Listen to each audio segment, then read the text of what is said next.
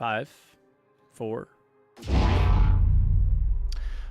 07 Star Citizens, and welcome to Answer the Call, your weekly podcast and call-in show that has over 5,000 subscribers. Ding, ding, ding, Hell ding, yeah, ding, let's ding, go. ding.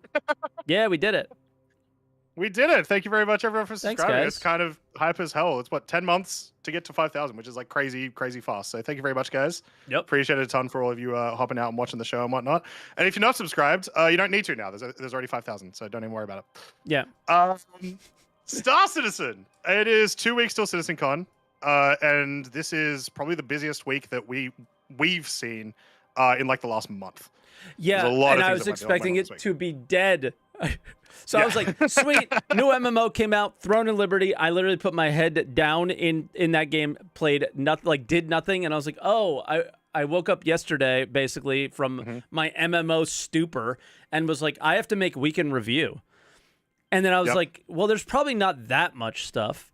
And then there was a lot, way too much stuff. So that's why I had to splash some cold water on my face today, guys, because I was struggling, and I'm pretty tired. So maybe I won't talk over people as much today. So everyone in the YouTube comments, subscribe, like, and subscribe. Thank you. Yeah, Mike is getting big Star Citizen. If this is your first time watching Answer the Call, we basically talk about a bunch of stuff that happened in Star Citizen over the week. We talk about a big topic, which you can see right down here. We'll get to later today. And then we let you guys call in over here on the Discord, which if you're on Twitch, you'll be able to go !podcast. Follow that link. And if you are on YouTube, I forgot to share it. So here it is now. But yeah, make sure you jump in, get into the green room. We already have 5 callers, so we may not be able to get to you, but try to call next time. We've been kind of good about getting through people really quick, so we might have room for a couple more, right? We'll see how things flow. I think I'll kind of talk about the topic a little bit just to get the juices flowing on what people want to talk about. Is Star Citizen's development shifting again? Is not as crazy as it sounds the way I wrote it. It's just simply at the start of the year, they were like, hey, we want to do one giant patch and we want to put all this content into it, 323. Then they segmented it into 323, 324, while also people like Chad McKinney on Star Citizen Live saying, if I was to do it again, I would have done it in smaller incremental patches. And then you see 324.1, 324.2. Is there going to be a .3, right? Like so it sounds, and they're all coming in with these incremental things. And we know 324.2, because of our podcast last week, is on the 4.0 code base. So things like this is 4.0, but they're doing it really tiny version of 4.0 just to make sure it's safe, like those kind of things. So they're putting their money where their mouth is, I guess, and kind of doing what they would have done if they could have done it differently. And I just want to hear what people think about it. And do you like it this way? Do you prefer it hey, just close the doors and do one big patch, kind of the No Man's Sky style thing, or what? So just curious what people think. It's not a big deal. I'm not trying to, it's not really meant to be like a clickbaity, rage-inducing thing. It's kind of the opposite. I just didn't. There'd be an exclamation point title. Rather than a question mark if that was the case. Yeah, exactly. There would be an exclamation point in there if I was trying to rile somebody up, I guess. But I just was curious what people thought. That's really what that's all about. Just my general curiosity. And I didn't necessarily, and I thought it was a bad idea if we did Citcon predictions, but we are going to talk about the Citcon map and do some of that. But I think that the prediction stuff could definitely be saved for when they give the true schedule. Yeah, assuming we get a schedule before next week. If we don't next week, it'd be weird if we don't. Next week is Citcon predictions, like. Yeah, right? Regardless. Yeah. Exactly. No matter what happens, we're going to predict. It's just we'll have a lot less information to predict on. So, do we want to start with that? We just talked about Citcon Map. Do we want to get into that? That was pretty early in the week. I think it's the highlight too. Yeah. So let's do it. I got the map ready to go. I got to grab my other keyboard though. It was so hot in here. Oh, good. I turned off my gaming computer. So there we go. Oh, we're testing for CitizenCon. Mike's prepped for too early. The unexpected. What? Boom. There we go. Easy. Okay. Awesome. All right, so yeah, here's the Citcon map. Couple of important things to note. So this is I didn't realize this is actually the same location as they did the like previous Manchester one. So it's the same convention center. It's just a different hall. Much larger. Much larger. Okay. This one is. So I mean, makes sense. What is it? It's like 4,500 attendees or something like that, which is quite a few. I think we ended up having like 3,000 at last year's one in Los Angeles, which I believe was the biggest up to that point. That was my understanding too. Yeah, and this is much larger. Yeah. So first off, facilities look great from what I can tell. That's awesome. You may notice one big thing there, right in the center of that hall, which looks like the silhouette of a hornet. It's not going to be a hornet. They have not made a hornet. That's going to be where the squadron demo is, 100% guaranteed. Oh wow, sure. You're hot taking right now. So you think they're hiding That's something? That's not hot take. That's exactly what it's going to be. There's no way. Bro, they've made a giant icicle of a Carrack one time. They had a giant javelin. You don't think they would do a giant hornet? Not that big. That's massive. That's a huge space to have for something that is just a promotional item. I don't think so. That's where the demo is going to be. Yeah. Well, okay. So there's like 4,500 people, right? 1, 2, 3. What? 1, 2, 3, 4, 5. So like 15 sections here. So there's like 30 people in each section. Or 300 people in each section? 300 people in each section. Yeah. So that means 300 people would fit in this thing. Yep, that tracks. Yeah, that's really big. And also, if you look at last year's map, the area where the demo ended up being was just a big section that just said redacted. Everyone guessed what it was from that it was obvious demo. I think it's exactly the same case here, is they're just trying to hide it for a demo. Very interesting. I don't think CRG are necessarily good with money, but I don't think they're so bad with promotional items and stuff that they would spend the effort to make like a massive hornet like this instead of using it for demos. Okay, I will. I'm gonna agree with you there, but I don't know what it is. I don't think it's demos, but you are changing my mind very quickly with that. Like, my first thought was, what is the noticeable omission? That's just where I was gonna say. Yeah. The noticeable omission is there are no computers for demos. So are they not are they just gonna show a vertical slice and not, and not have us demo it or something? Like, what's the idea here? And I think a lot of people were looking at the Hornet going, that's a giant waste of money, but we also know they have a really big relationship with JDRF. So yeah, but not this big. To scale Hornet. Like, I mean, they made it to scale. I know it's much smaller, but they made it to scale Dragonfly. Like, don't put this past them, Croncy. Like, you got to admit that some percentage of you would say, don't put this past them. I honestly, like, yes, but then I'm like, there's no way this wouldn't have leaked. Yeah. One random person at whatever company was making it, just like a shot of like a cockpit or something somewhere. I just do not think that would have made it out. So probably true. Yeah, that's my prediction. And then I do think the fact that it's a Hornet is probably showing that it will be Squadron demo, not Star Citizen demo. Yeah, and we talked last week, lots of devs talking, like Squadron 42 devs coming out of the woodworks. Mark Hamill mentioning it again. Like Chris sending him a text and saying, hey, can you just mention Squadron 42 again, please, on your Twitter? Thank you. And, like something like that. It's very obvious that this is going to be Squadron focused at least one of the days. There's a really short day and there's a really long day. So I think the long day is probably going to be like, hey, Star Citizen Tech, Star Citizen General, talk. And then the second day is going to be all Squadron, would be my guess. But I want to point something out at the bottom of the screen. That's awesome. Yep. They have sponsors. Yeah. I think last year they did 2. And they it was have CLX. Even in 2018. Someone else? I don't remember, but yeah, CLX gave them the computers though, so that could have been like not even like a monetary sponsor. These true. could be monetary sponsors. Do people know what some of these companies are? Like Versus Studios. Also, Toby and VKB are obviously the two big ones that most of the community will know, because Toby, big relationship with Star Citizen doing the eye tracking. VKB, one of the largest companies for sticks. Peripherals. So like, it's pointing towards your thought process there as well, is why would they be sponsoring if they didn't have sticks there? I mean, they could have a booth where they're selling. Could be. Right? Yeah. VKB had demos there last year, apparently. I mean, you were there, so. They did, but they were also, so originally, this is one of the things I loved about being there the day beforehand, setting up for the Atmo stuff. VKB, all like, what was it, 200 computers were supposed to have dual sticks, like dual VKBs. They got held up in customs in Hong Kong. And so only like 10 computers had them, because that's how much stock they had in LA.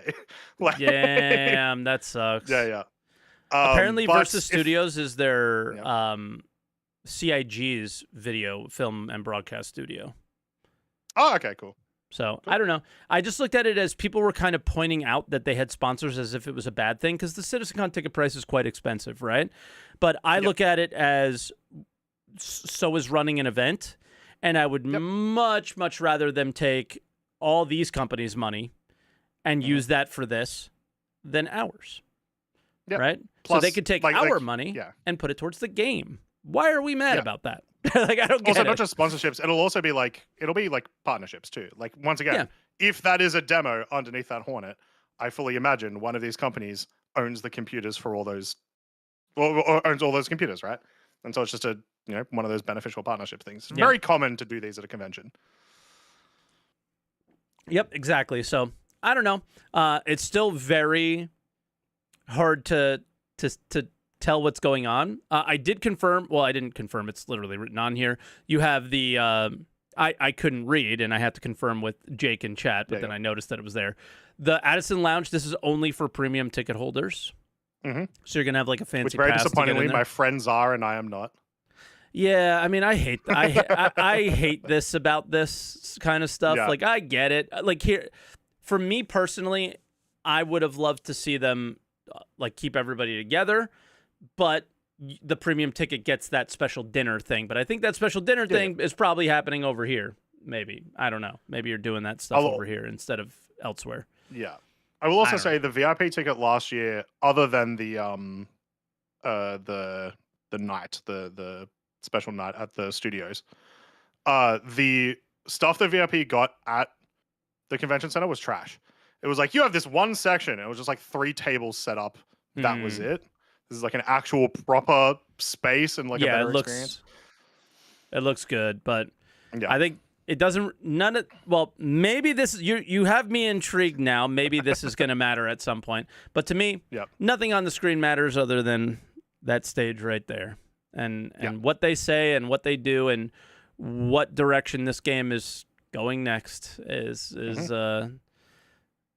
where we are. How much of last year doesn't happen again this year? Yeah, how many are we going to see again? How much are we not? And I'm super excited though. Why that screen was up when we started is level cap is in-ish. I don't know. He sent me a weird message the other day where he was like, "You don't have to do this if you don't want to." And I was like, "Well, no, I want to." So I was like, I was like, "Well, you don't have to do this if you don't want to." Exactly. But Burks is in too, so it's going to be the 3 of us as far as I'm aware. But he's been, so it'll be very similar to last year as far as I know. And we're just sending. I was just looking at what we had previously and trying to figure out what we're going to do this year, because we're going to have 3 people this time. So. I got very hyped early this morning as we had like our last Atmo esports meeting before the event. So yeah, I'm getting very keen to head over. Big Atmo event right after Sunday or whatever day, the second day. Yeah, after Sunday. Tickets are still available, guys. Come watch some esports. Let's go. But that's the map. Still a lot of information that we don't know.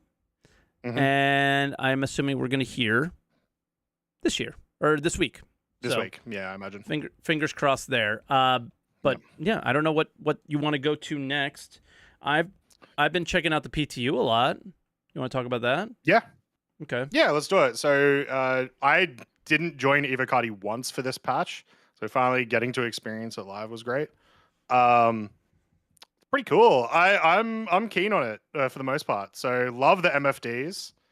I think they did a great job if there. anybody says they don't like them, Yep. you were very angry or something. What? Somebody chat hopped and said you said that if people don't like the MFDs, they're wrong or something dumb like that.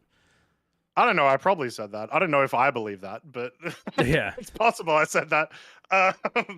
basically just no, pointing I out think that like fantastic. you really enjoyed them. That's all I'm trying to Yeah. say. I think that's sick. Except the Aegis one. So I loved all of them, Did you check the especially the Argo prospector? one. I think it's right on point. I have not checked the prospector. Someone in chat was saying that it was bad though. Yeah. Wait before you see the prospector before saying anything. But the designs, like the designs of each manufacturer's one is awesome. The generic one looks fine. I still want to see more variations on some of the manufacturers, but the generic one is like okay for now type thing. Yeah. The Aegis one, I don't love the green, Okay. like the cyan, but I don't know if that's because I can't see stuff or I just don't like it aesthetically. It still works fine. And some ships definitely got way more benefit out of others. So the Nomad normally just has the one screen. Sorry, yes, Anvil, not Aegis. Okay. The Nomad front screen is supposed to be like one continuous screen, right? And now it's actually one continuous screen. It looks like one continuous screen. Each of the sections of the MFD looks like it's all just one thing. I don't know. It's just like the Nomad might be the one ship that they had this in mind for, sort of thing. Mustang Alpha too. I checked that right before we started. Somebody in chat was like, "Check the Mustang Alpha." It's just one big screen, and the little MFDs are kind of fit into that, and it looked pretty good, and it's mostly in your view, which is really nice, and it's I got to check out the Nomad now though. Did you check it out today or yesterday? Yesterday. Okay, so I'm on that stream. Do you know if it was before or after this? No clue. We went in it for very long. I'll scroll and try to find it. Yeah, right here we were testing a thing that we'll talk about in a second, which is like the component differences now. But yeah, love the MFDs. The options that we now have on the new UI, I think are great. So actually having the option to have your speed up in a little bit of an easier, location right in the center is quite nice. Big fan of that. I'm going more into UI now, but a lot of the small UI changes I'm really big fan of. So all of the new markers, all the new quantum markers. You like them? I like pretty them. polarizing. Maybe I've some noticed. of them need a bit of a change, but they're way better than the ones. The planet one, maybe? No, the moon one. The moon one, that's what I mean. Change. That's what I mean. Yeah. The moons. They're just a circle, and it's kind of like... Yeah, I think they could do something else with that. I'm okay with everything else, though. The space station ones are really nice. Yeah, they're very nice. And I love just like the simplicity of the landing zone ones. Like if it's a small landing zone, you got your triangle. If it's a big one, you got your like pentagon, whatever. I think that's cool. Yeah. The targeting UI changes also look really, really cool. Huge fan of those. Makes it just satisfying to actually shoot at people. Like when you actually look at it. One thing I noticed is there's also like when you deselect a target, there's like a cool animation that's probably really underappreciated by people because I never even noticed out it. here deselecting targets, but it basically like actually breaks apart and falls away, which is kind of cool. So yeah, UI and MFDs, big fan. Some ships definitely benefit more than others, but overall, yeah.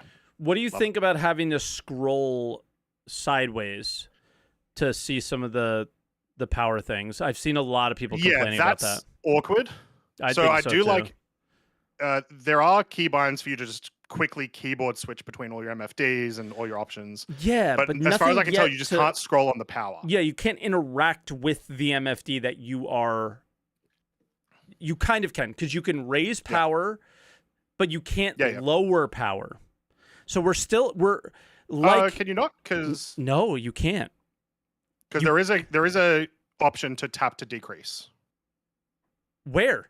In the key bindings. Did that happen in today's patch? In power management. No, that wasn't yesterday. What? Okay, I must be blind because I'm sitting there and nobody in my chat told me, or I didn't see it. I was I'm clicking. I'm like, I'm looking at the screen. I can only see it power up. All right, that makes it easier for the power management thing because then you can choose that screen, or you could just power down and power up those. Yep. Now, looking at my joystick, looking at my keyboard, looking at my mouse, the amount of keybinds you need to do that are pretty excessive, especially now that we're moving into, it's not just engines, weapons, and shields. Not so much. Like, you can still just keybind your shields, engines, and weapons the same way that you used to be able to. Yes. It's just the numbers you that now they're need going to decrease. Different. That's the thing. You can't just go. Oh yeah, it doesn't like auto move because it doesn't know what to pull points from anymore. Which, to be fair, it's because it's a different system now. Exactly. Which that might be the next thing to talk about. So components, as part of this, in preparation for engineering, it's a different system. It is similar enough that like you can understand having more power in engines means that you'll get better boost. Having more power in weapons means you'll get more ammo. That sort of stuff. But at least in my very limited experience of combat in 3.24.2, you're no longer like using your new power triangle as much when you're actually in combat. No, and you weren't using it that much in like since Master Mode's changed. Sure. You weren't using it as much. It's kind of gone away from that a bit. But I thought you were going to go deeper into this, where they've also implemented, I think, some changes with. No, definitely, because we talked with Echo Bit about it last week. Did you feel any of those with the components at all, or did you not have time to test it? Yeah, we tested them. So what do you think? We tested them. So first off, the big thing is like different power plants will give you a different amount of power cells. I don't know what they're actually calling them, but that's what we'll call them for now, right? Nice. So it's like the military grade A still the best thing, or is that kind of changing? It was weird. Some things were different. There's also like some things haven't been implemented. Like there's no overheating right now, as far as we can tell, and that's supposed to be a big component of this. Sure. So like, there were some that were like better grades but had less power cells, but it's like maybe that's because they've got better resistances, or maybe they've got better overheating, whatever these other things are, right? There's got to be some takeaways too for each one, like negatives that may not be showing. But they had different stats, and that was cool. Like different shield generators would have, a different capacity of how much power you can put into that shield and so on. Badass. So, all of that's in there. You can't see it unless you data mine it, or just test it. Just physically put the item on there. Yeah. Yep. Just put them into the ship and see what happens. But I'm a huge fan of that change. One thing that I've been wanting forever is, well, since once again, like pre 3.14, all components mattering when you actually go to like choose your ship, right? And properly mattering. So yeah, huge fan of that. Yeah. Do you feel like you're gonna swap out a different power plant or a different shield potentially now for a different task? Do you think like if I'm going and mining, I'm going to be choosing these versus going and I'm just watching you crash, so I'm gonna get less distracted. Do you feel that you like just based off of these changes that for different situations that components are situational now? Like I might use something else. Can you get things just, like not to put you on the spot, but are there any examples that just come to mind instantly? Yeah. So if I'm now mining in somewhere that I think is relatively safe, or there's like not like I don't expect any combat to go around, I'm just not going to bother with really like high level shield generators. I'm just going to put in whatever uses the least amount of power, right? And then I can start weapons. putting that power elsewhere. Exactly. Well, weapons or the actual like mining laser heads, because you can put power towards those, right? Which I haven't tried mining yet. I don't know if that actually changes anything. Have you? I went into a prospector. I was unable to turn the mining laser on. Okay. Because the UI has changed. Yeah. But unfortunately, I chose a random map in AC. It was very dark, and it looked solid. Like it was not holographic. But I don't know if it was because it was on a dark background. But the colors have changed, so it's no longer the same colors. I can actually bring. I'll take your stream down, and I'll go to my VOD, and I'll show where I was doing that on this stream. So it'll take a little bit longer. But the And you can see the prospector as well. I'm excited too because the mole looked great, and the turrets on the mole looked great too. Okay, yeah, like I liked what I saw from the mole as well when you were showing it when I was skimming through and looking. I have some funny stuff to show also. All right, let's go ahead and find this. Where are we? Prospector. I'm looking for it.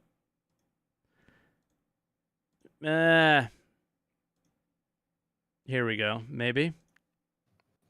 No. I tried to do. There's a new mission. It's like the. Okay. Here, I'll play that. So while I'm skimming through, I can skim through the VOD, I guess. There's some new mission called like Zeta Prolinite Salvage Claim. It's like they took a piece. Okay. Yeah, they took a piece of Blockade Runner and made it a mission.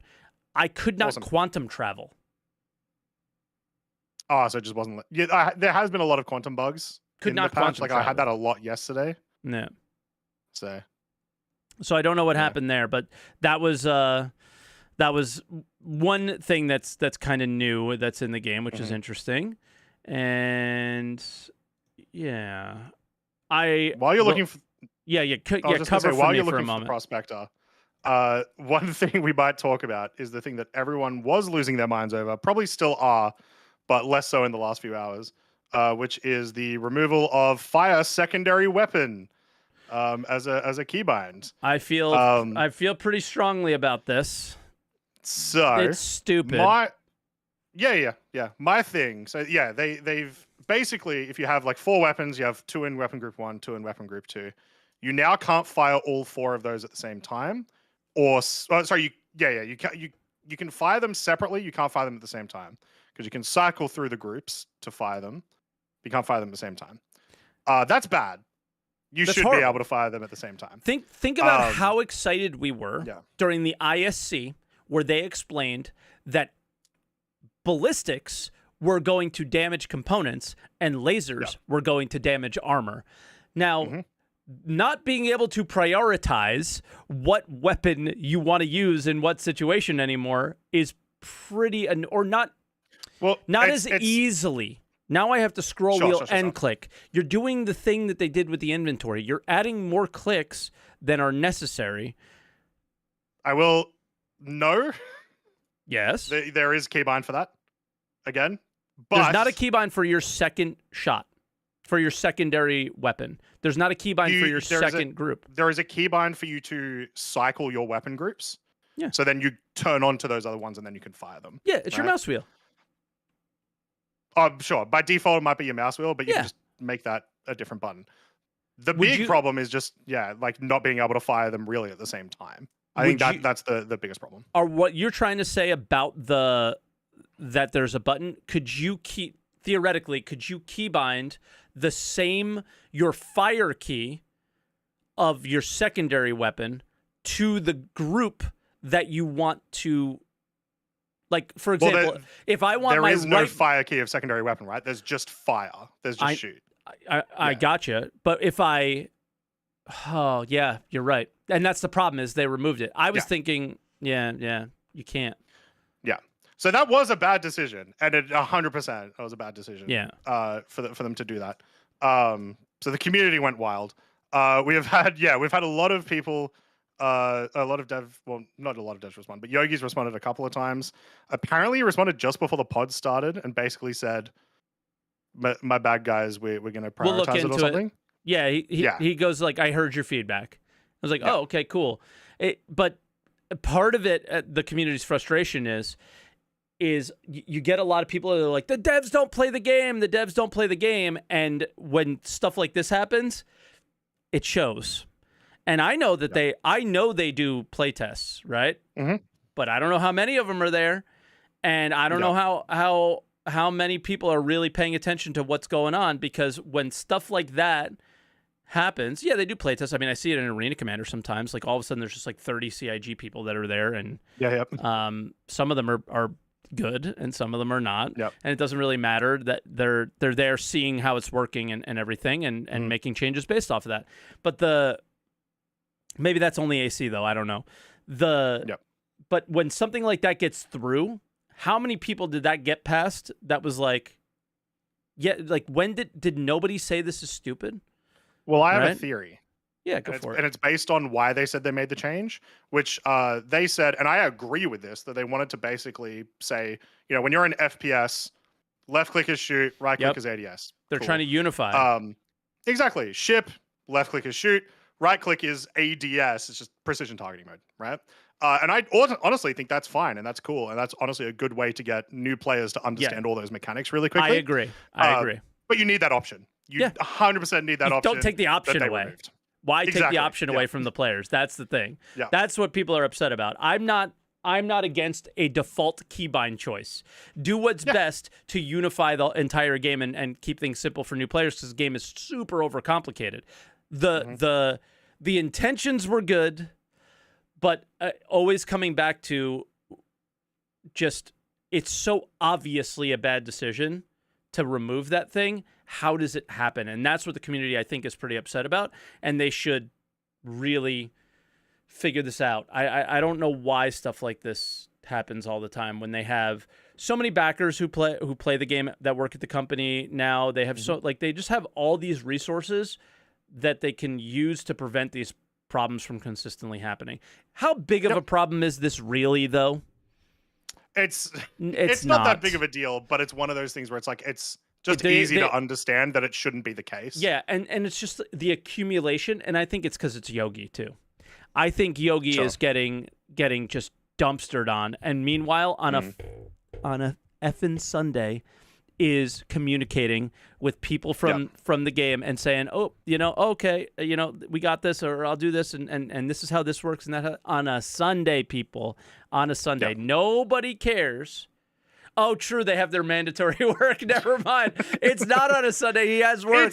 It still matters. He does it all the time. So he's one of the exceptions to the like he is so dedicated and cares. And that has to mean something, whether it's Master Modes is going the way you want it to or not. You gotta take that to some level of consideration, and I always do with him. So just to close that topic off, I think the important thing to remember, it is the day 2 of PTU. Everyone has voiced their concern. Yep. Yogi has acknowledged it. Sweet. Let's see what happens. That changes soon. Yep. Yep. Let's see what happens. You want to see this horrific Prospector UI? Yes. Let's get back to the Prospector. It's green and yellow. It's like bluish green and yellow, dude. Look at this thing. Oh, God. What? Yep. And they said they removed the MFDs in the patch notes. Yeah, now there's just blank screens up there. It's the weird thing. It feels weirdly so close to working. It's just like angled wrong, if that makes sense. Like it's just not actually on the screens, Well, so, that's MISC. So the whole thing about MISC is they have these like floating UIs because the freelancer has that flat. And that's their whole like thing, and it's not working. It's just not doing it for me. I love the Prospector, but it's not working for me personally. But and the color choices are just ugly. But there's your mining laser UI. That's on theme though with MISC.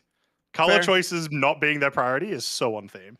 But now you could see the laser UI, and I don't know if you can see it down here. Much more readable than before. It's a little fuzzy because it's a live stream on a live stream on a live stream kind of situation. A lot of their UI choices for this patch, way more readable. I don't know if it's because they've like changed how they do drop shadows or something. It feels like it's that. Because I think they used to do like blue on blue drop shadows for a lot of their UI. Yep. So for color wise, I would say yes. For I think it's gonna just take a lot of people getting used to the MFDs. And some choices of like where enunciator panels are or these things. I think some people are like, getting like shocked by the way they look. But yeah, I think people will get used to it. My only real criticism is the way we interact with power. I don't think we're going, like you said, we're not going to be doing too much power changes mid-fight unless you're on in small ships. Yep. Because you do notice it on large ships that like the pool is way higher, and so there will obviously be like changes and stuff. Not only is the pool higher, but you have another player. Yeah. You have exactly. somebody else there for you. So something funny from this patch, if you guys haven't checked it out yet. Yes. But not just that. If you change your vehicle or change anything with your vehicle, you get the glorious hangar sounds, as well as the 30-minute wait to see your ship come up from the hangar elevator. It is so troll. I changed my paint, my ship goes down, and it comes up with the new paint. And I'm just dying of laughter at this because it is so stupidly funny. I love this so much if it didn't take 30 seconds for the ship to come up. There is no world that I'm on this screen for longer than 30 seconds to actually even see it happen, right? That's my biggest problem with it. Yep. However, love it. I do like the idea It's so of this. funny. You know, selecting the ship, it comes up, whatever. But it needs to, not be the literal persistent universe timing of how long this takes. I mean, the persistent universe timing should not be the literal persistent universe timing. Here we go. Sure. I'm changing my skin. Here we go. Save changes equip. And it goes down. Down it goes. It's so ridiculous.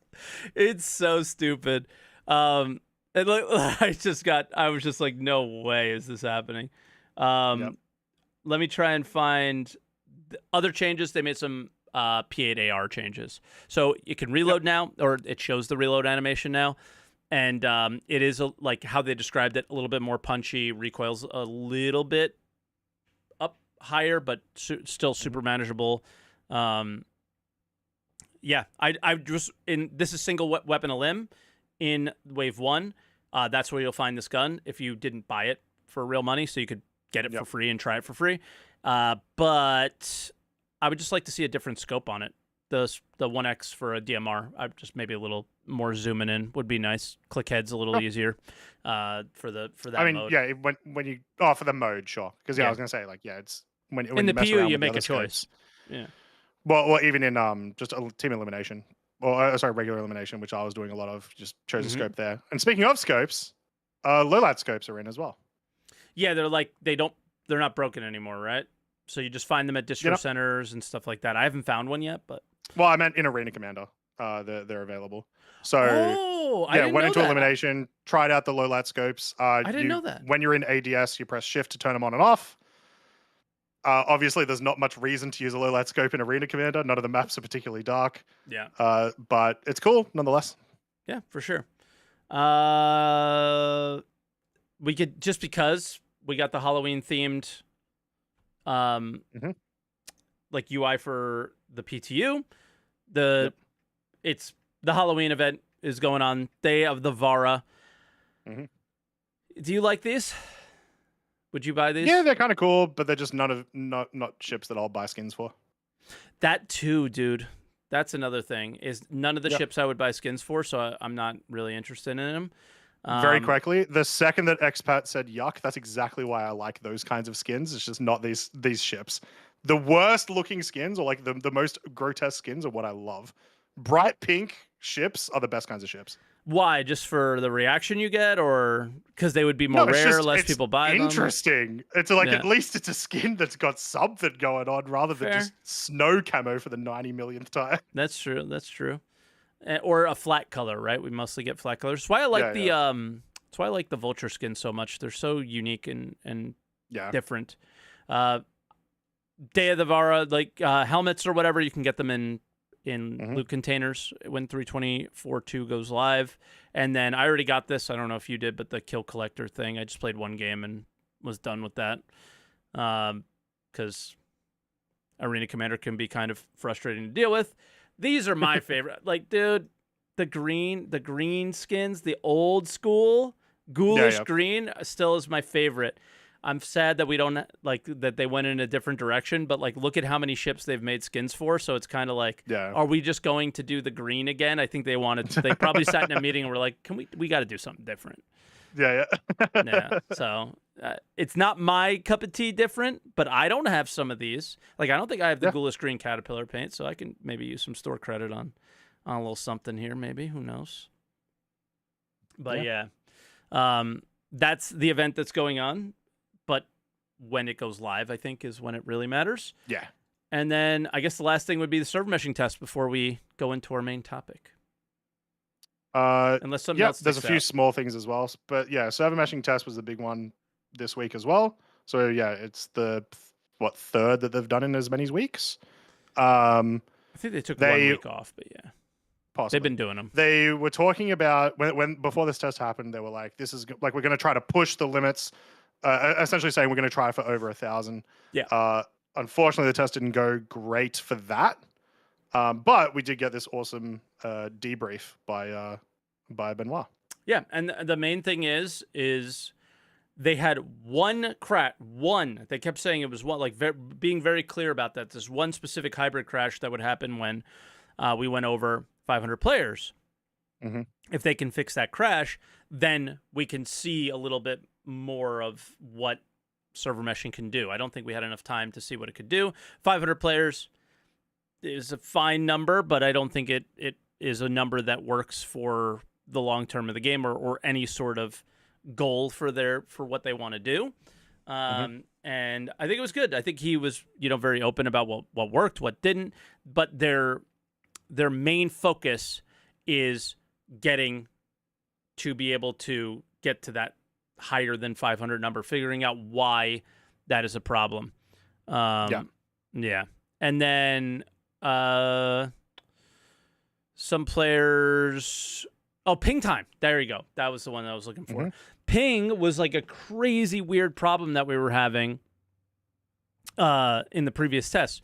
My ping was solid. It was 30. We were on US servers, and I know people from other places won't see that, but it didn't bounce around like crazy like it was for other people. So, yeah. And then, I felt like I was in a New York subway on the 1,000-player test. It was wild. It was cool. Yeah.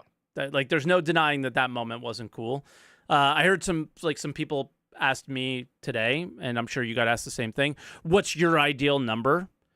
I don't think we can answer that question right now because I don't think we really had a test where a patch stayed up long enough for you to see what Stanton felt like with 500 players, what Stanton felt like with 1,000 players. I could say Stanton with 500 players max, where at the timeline that you and I play on, we're never hitting the max cap, so it doesn't feel very alive. But hey, you're playing on a USD server at 6 o'clock in the morning. In any MMO, it's going to be dead. So that's just something I'm going to have to deal with. Yeah, it's an interesting question as well, just because so you were talking about it a little bit before the podcast, and I was listening to it, and a 2,000 person server in America, Australian servers are never going to hit that. Right? I am never getting anywhere near that unless the game just absolutely pops off, which is obviously the goal. Yeah. But at the moment. Yeah, the game will feel so much more dead and so different comparatively. Are you going to play on an East server or like a US server if that's the case? Or I don't. Well, it depends. Ping still doesn't matter enough in Star Citizen just because everything's so buggy anyway. But eventually it'll matter. And in that case, it's gonna be like, yeah, cool, I could go to a US server, but now I've got 200 ping. Sick, right? There's nothing I can do about that. So I do think there is an ideal number for the current state of the game for me, for Australian servers type thing, which would probably be 1,000 with 2 systems. I think the spread would be okay there. There's also one more important thing I want to mention that was talked about in Benoit's post, which was the congestion at the hubs and the hangar. Yes. Of course you're going to have congestion. 1,000 people are trying to log on at the exact same time in the exact same locations. The idea, this is every MMO literally ever. The first few hours of a patch release or whatever. Yeah, but their congestion is different. So their congestion problems are choices that they made for immersion instead of for the game, right? And I was talking about this before the podcast, and I don't know if you caught that part at all either. But my thought process here was this is where CIG has to make concessions. Probably, if they're going to make concessions on their immersion anywhere, it's probably going to I mean, the main point that he makes is that they're not trying to hit a certain player cap before releasing 4.0. 4.0 is going to come out with 500 players, 300 players, 1,000 players, 1,000,000 players. Whatever works, that's what they're going to do. And I thought that was really nice to hear as well. So just pointing that part out. But the thing that he was talking about in relation to these bottlenecks, you know, normal MMOs, you phase through people, and okay, like a bunch of us can be in the same place, but we don't have to worry about physical collisions and all this extra stuff that's going to be problems. They don't have to worry about I have to take a physical elevator to move to this thing and to that and to that and that, and they made all these choices that cause these bottlenecks. So while I agree, every MMO day one, most of the time the bottleneck is network bottleneck. This is, we made choices that caused these bottlenecks because we didn't think ahead as much, or we did, but we didn't care because in the moment it was sell the idea of the game. Look at how cool this is. Your ASOP terminal. Look at this area. It makes sense visually, and it does. Sure. Right? But it doesn't make sense functionally. So what are they going to do? So for me personally, instance elevator or something where, you know, your elevator comes and it's your elevator, their elevator comes, it's their elevator, and that's it. Something like that. I don't know, but that's where I'm at.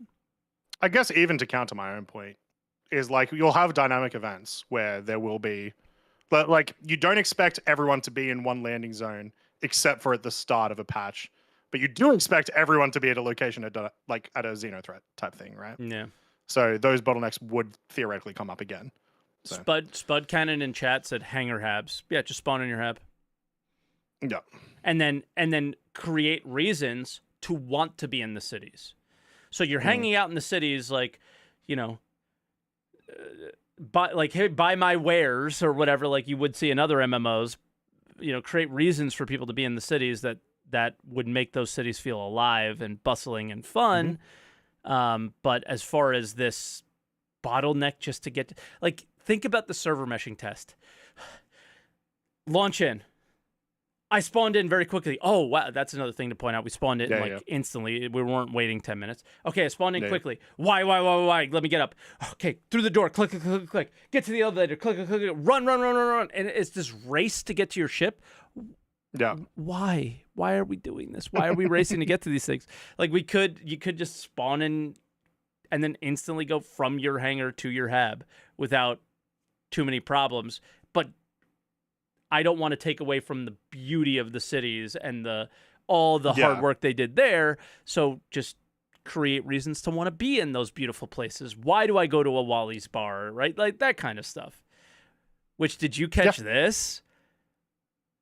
Monthly report. Well, you want to talk about the monthly report real quick? I was just going to say, this is monthly report they talk related. about bars in the monthly report. And what they talked about is in the game. I don't think a lot of people know. Which part? NPCs having conversations with each other. Oh, yeah. I didn't know that. I saw a video from PC 101 yesterday, and they were literally talking to each other, having conversations.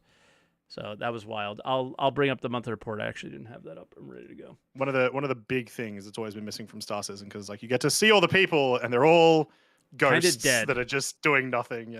Yeah. So if you guys didn't catch that, go to a bar in like Hurston. Maybe go to Wally's bar. He went to the bar in Hurston. And I will link the video, and I'll put it in Twitch chat so you can grab it and put it in YouTube. I am looking for the monthly report. The website is actually harder to navigate for link type stuff. Report. I got it now, but it's just I have to scroll down for it, and I'm used to not having to scroll down for it. But yeah, sure. The where is it? Here we go. They implemented dynamic conversations to make the versus bar feel more organic and alive. Now, most of the time we don't see AI content in the game working and functioning, right? It's usually like we see these huge paragraphs here and it's like the AI just kind of hanging out. But this actually functioned apparently, so.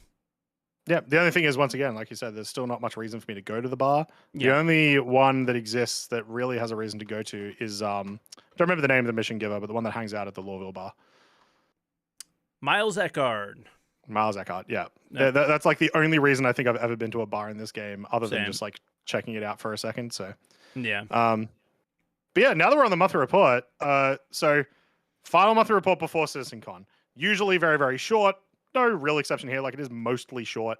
The art ship section. Yeah, no, it is very good. The art ship section, super tiny. Yeah. That's no surprise. Yeah, basically, hey guys, you know that ship we've been working on? We did more work on it. And then, hey, wink, wink, more ships coming, because of course. So those will be Citcon ships. There'll be IAE ships that we'll hear about soon. The core gameplay, they still talked about a ton of stuff, though. So a couple of ones that I noticed, lots and lots of talks about jump drives and testing jump drives, making some art changes to it. Fuel is now quantum fuel that they use for jump drives. I think that's fine. Cool. Yeah, I'm fine with that. Did anybody want separate? You can argue wanting separate fuel for the depth of the game way long term, but for 4.0, quantum fuel, go for it. And if they want to go, that route with depth, go that route. But I don't care. Yep. Them talking about, once you do a jump, it takes a while for your thrusters to come back online. Cool. I like that too. So you get caught a little bit with your pants down once you come through a jump. So lots of implications there for PvP and stuff, which is cool. Yeah. The big thing about it though, problem, but we'll see. It could be. It could be bad, honestly, but we haven't. I don't know if it was a good idea, but yeah. Jump points currently in testing with QA for testing. Makes sense if they do want to push 4.0 out, obviously. So, but I'm happy about that. I'm glad. What was the other ones? There was some other big ones. I thought this was kind of a decent thing to call out. It's more just them fixing stuff, but them just talking about why maybe Resource Network has taken a little bit of time and how challenging this is. Devs had to solve issues where just minimum power requirements, just you got to go through and everything has to make sense in every single ship. But yeah, for me, the thing that stuck out was the radar. Radar was very sneaky. If you want to share your thoughts on it first, go for it. So the big one that I read about with the radar and scanning is the radar jammer. So there were so many people complaining all the time when they saw the FPS scanning last year, who were like, "Oh my God, CRG once again ruining PvP. I have God markers everywhere." Well, there's a radar jammer. So presumably, no, that's not the case. You someone can scan, but they can't see you because you've got the jammer out, right? Yeah. I love that. I think that's awesome. That's a really cool counterplay mechanic for potential PvP FPS, hopefully PvE as well if this ever happens, ever melds there, right? Because AI are supposed to also check for your signature, whether that happens or not, who knows? Yeah. Super keen on that. That's awesome. Yeah, I like the thing above it. They keep talking about Delta signatures, and now they seem like they're getting a little farther along because they're dealing with the UI markers of when a Delta signature comes up. So the feature's probably functioning. Now if somebody in the yellow asteroid belt switches on their quantum drive, bang, something may pop up on your radar. So the idea of you bounty hunting, you pirating, you trying to avoid pirates. Think about the way the game currently works now. Pirates just there's a lot of mechanics in the game that favor pirates, none of which are finding players and having the game feel alive enough to be pirating. So I'm not shitting on pirates there too much for that, because what are you going to do? But every time I've watched a video pirating or played games with other pirates and stuff, it's a lot of I'm waiting really far away from this guy and they can't see me, but I can see them. And I'd love for there to be the opportunity for the prey to smell the predator, like a deer would smell a wind blowing kind of thing, the scent of you. So the idea of this is really nice. If they ping and try to see you, if you're paying attention to your radar, then maybe you'll get caught. So I hope that there is that, just like you said, with the jammer, that there's this cat and mouse game that's being played between the industrial players or cargo hauler or bounty with the bounty hunter. Just two players who want to find each other. Well, one doesn't want to be found, and the other one wants to find them. Well, I want to find them so I can get away from them as quickly as possible. Oh, I see what you're saying. Yeah. Yeah, I really am excited to see what that could be like, because the way it is now is just, it ain't it. Yeah. It ain't it for either side. I think it's just kind of goofy at the moment. Anything else stick out to you? Because again, that was really the only thing that stuck out to me. Like Maelstrom was mentioned, but it didn't say anything interesting. The weird implication of that paragraph was that right? The weird implication is that Maelstrom and Resource Network will both be in the game but not working together. Right? Which is, I don't know, just weird. Like for now, like it says, in the future it will tie into the Resource Network. So like, how's that going to work?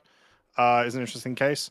At the mission design section, they talk about they're improving the new player experience for obvious reasons, because item banks, freight elevators, component repair, master modes, all those stuff didn't exist when they did it last time. So awesome, right? Stuff that new players need to know.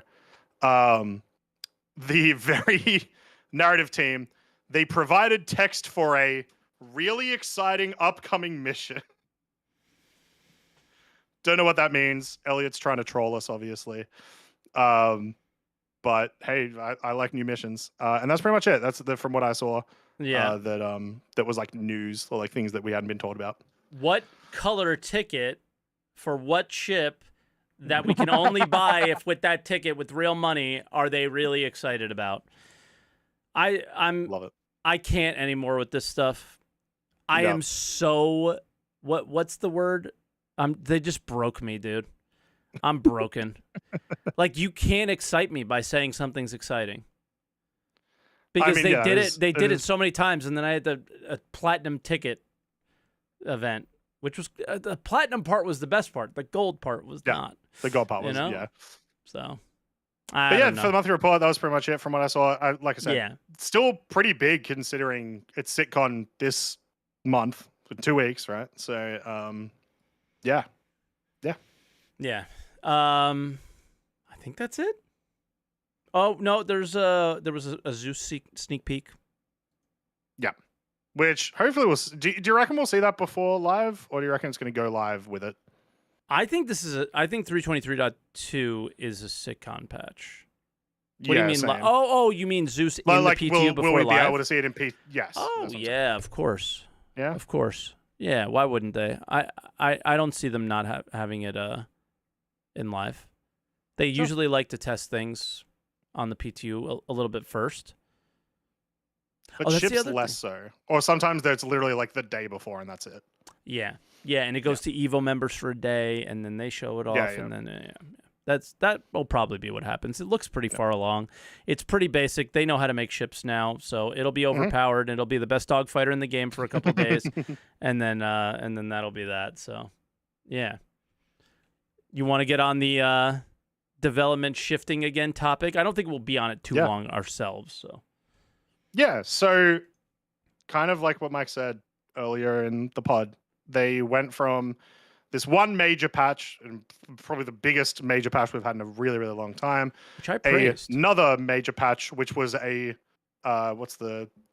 like a vampirism, but it was like the skeletons of what was left over, like the remains of what was left over from 323. Still a lot of stuff, still big, impactful stuff. But a couple months later, it was that patch. Now we've had these two relatively impactful patches for the amount of speed that they've come out and the amount that they've, like people have been saying in chat, Wave 2 for .2's aiming today already, right? So that's pretty quick. And it's just, are they going this direction? I don't know that they are, but I want them to, sort of thing. So this sort of happens every year around Citcon, around IE, like it's always towards that second half of the year, where they start putting out a lot of .x patches. I don't know if any of them are ever as impactful as like .2 is. .2 is huge, in my opinion. Compared to a normal dot patch, it's correct. Yes, compared to the other like subsidiary patches. Mm-hmm. But I would love to see them continue doing this, where it's like, here is a small but meaningful patch every month and a half. Would probably be the sort of thing. Would feel great. I don't know if it's feasible for them, and that's kind of what I'd be interested in seeing. Yeah. Well, someone in chat said, well, what about all those 3.17 dot patches? But yeah, those 3.17 patches happened over the course of a year. So 3.17 had 4 dot patches, basically, that accumulated over the year. We're talking more about in the last few months, we went from 324 to 324.1 to 324.2, all of which had some level of content in them, where 324 to 324.1 is more like bug fixing, but the .2 comes with the MFDs and it's on 4.0, and there's like all these. Yeah, like this is a really impactful patch for what it is. Yeah, it doesn't feel as impactful as it is for sure. And I was the kind of guy that got so excited when Richard Tyra got on SCL and said, if you give them a month, they'll take a month, and we're gonna do a big patch, and we're gonna do it big. We're gonna do it like his way or whatever. And I was all about this huge patch, because that's what other game studios do, right? They like set out a lineup of what they want in their next, major update, and they work towards that. And when it's done, that's when they release it. Did they bite off more than they could chew with 323? Absolutely, right? Maybe it could have been a bit smaller, but we heard them say that if they could do it differently, they would have. And it seems like they're doing it differently. So again, I am more along the lines of, and it's crazy for me to think this as a content creator, and this is why I hope people don't think that I'm as horrible of a person as a lot of people think I am. But I believe that the No Man's Sky model would benefit CIG so much. The close your doors, say nothing, and get to work on all this spaghetti code and this stuff that has been holding you back for 10 years. We know they can't, right? Because their funding model doesn't support that kind of thing, and so on and so forth. But I think they could still keep doing ISCs, doing development updates and things like that, but kind of going in the dark as far as what's playable on the servers more often. So I think that could work, and just take your time and make it good. But first you have to focus on things like the transit system refactor, 4.0, and the mission system refactor. That stuff has to happen. After that, I think you can start thinking about doing like big, impactful patches. With that said, I've been more interested in what's going on in Star Citizen more recently than I have the entire year, because it's more things are happening more often. Right. So again, we talked about this week. It was pretty busy in comparison to what we expected it to be. Right. So, So I just wanted to kind of put that out to like, what's your preference? What do you like? What would you rather it be? Not that this should have any impact on what CIG does with their development and how it should work. They're going to do whatever the hell they want, and that's fine. Nobody's telling them what to do. It's just, as a backer, a lot of us have been here for a decade. And what's been more enjoyable, right? And I think the beginning of this year was horrific. It was not enjoyable in comparison to previous years for me. I have played the game less this year, played the PU less this year than any year in my entire life. I've played a lot of Arena Commander because I can get in, I can practice, I can get my skills down on FPS or Gravlev or whatever I'm finding enjoyable at the moment. But the PU, I was turned off by a lot this year. So, as much as I want the No Man's Sky model, it seems like what we have now it could work. Yeah. It just may not be as big and confetti everywhere all the time, I want us to get to a point where we've got, I do agree with you for features, but I want us to get to a point where it's for right now and until it gets caught up, every month and a half, we just have new mission content, which once again, probably not feasible.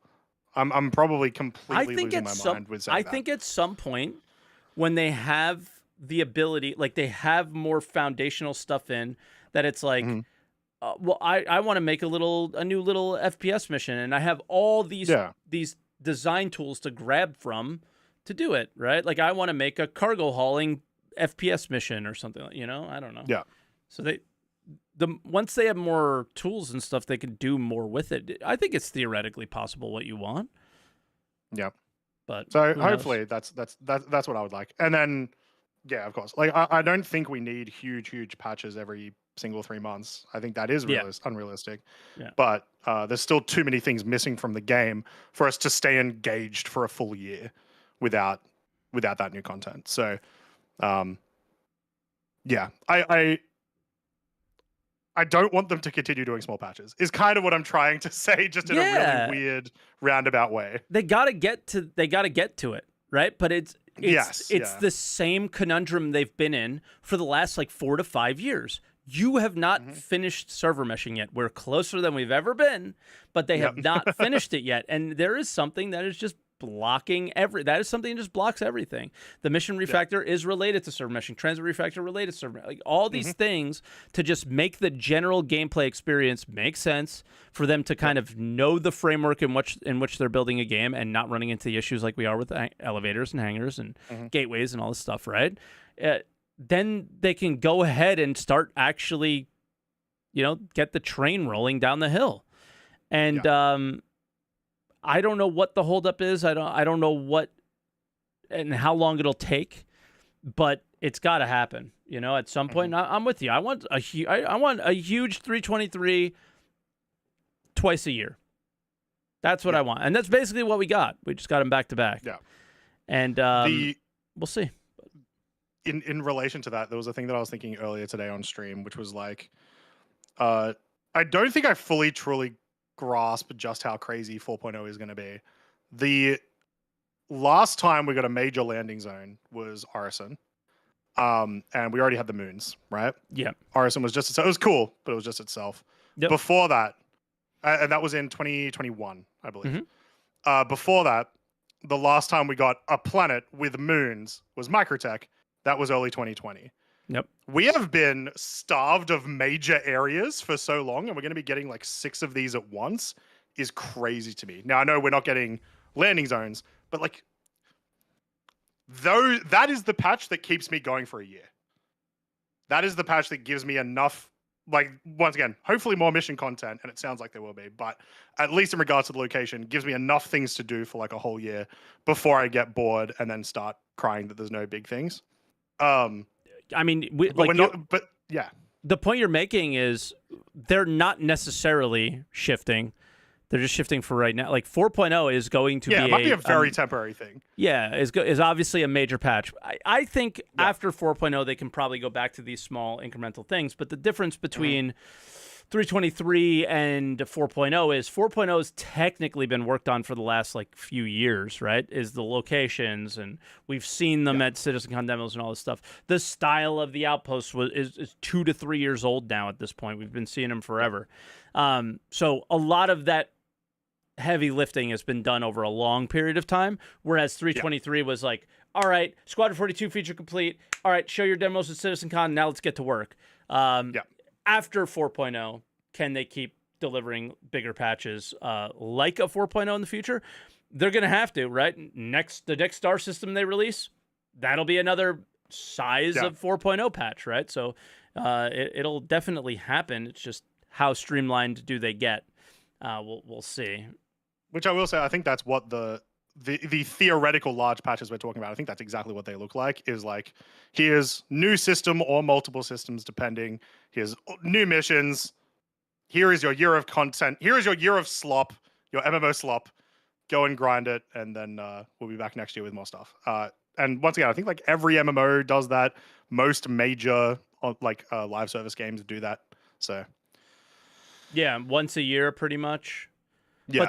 But they have that foundation of their tech's done. So that's the difference. Their tech's done, and they have years of content in their game.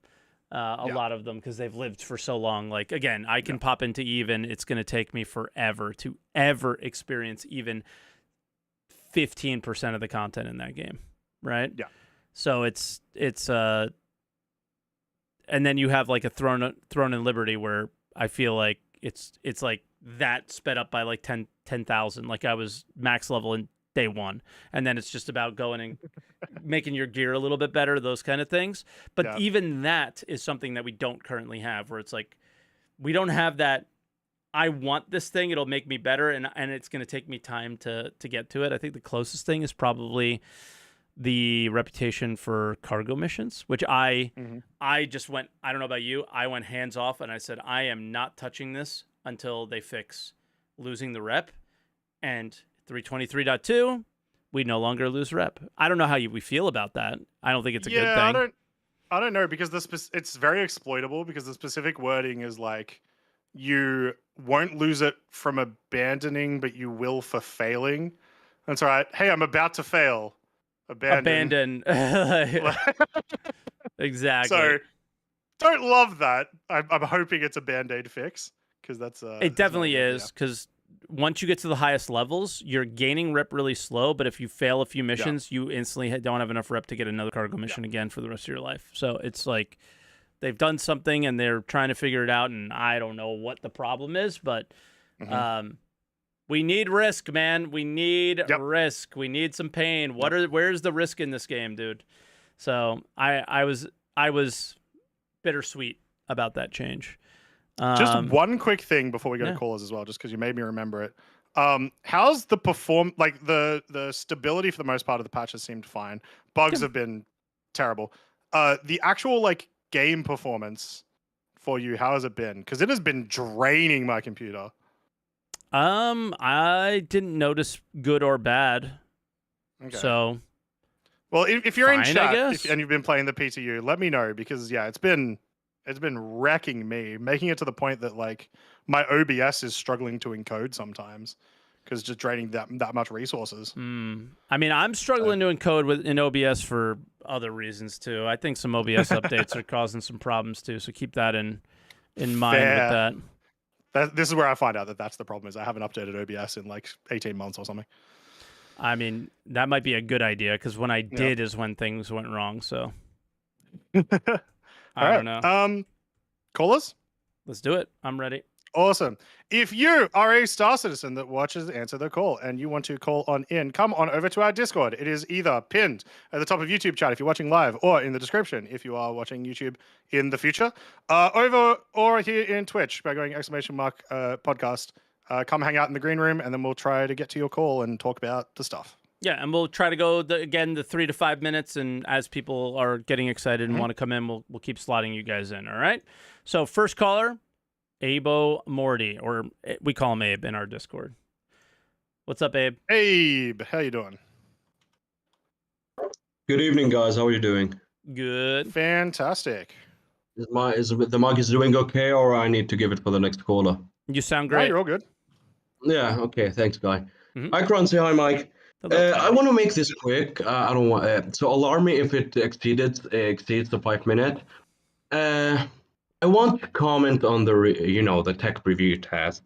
Okay. And I just want to talk about in general, I don't want to go into the details, when it comes, the player caps, the 500 is doing okay, and the 1,000 is horrible, but it's improving. I just want to talk about, when it comes to how many players this architecture can achieve. You're seeing the recent Benoit comments on Spectrum. One of his replies to the, if the 4.0 is delayed because of the server cap players.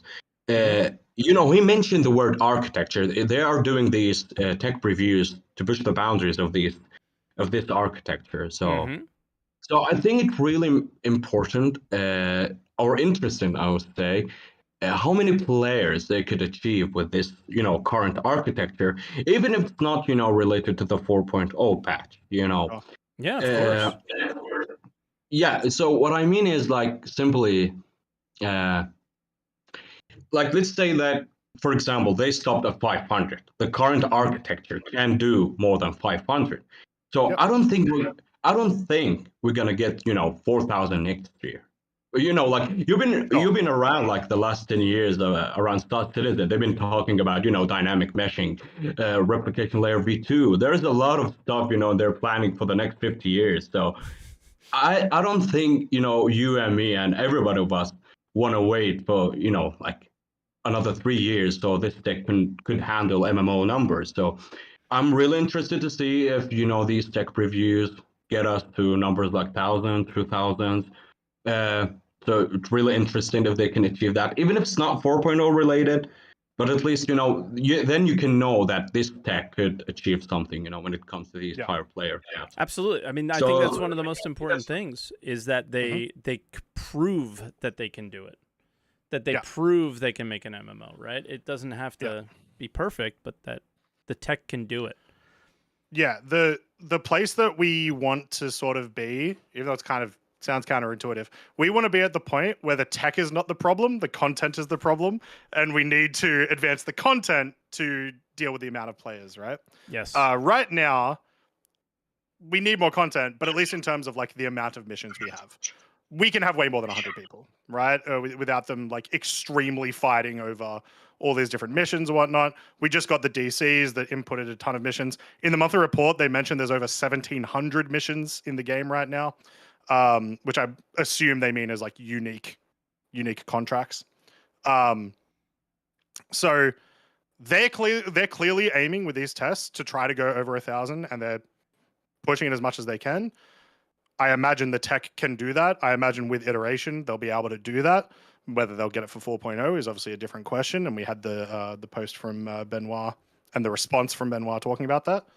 But I think it's, I don't think it's less of a case. I don't think it's more of a case of what are the limitations of the tech. It's more what's the content. When are we going to have to increase the content to deal with this amount of people in servers? Yeah, to summarize, I just want to say, if the current architecture or technology can't achieve 1,000, 2,000, 3,000, then we're going to wait a lot of time. CIG, they can do, big tech stuff in 1 year or 2 years. We're going to wait a lot of time. This is what I mean. So it really matters they can, achieve these, numbers I'm talking about, even if it's not 4.0 related.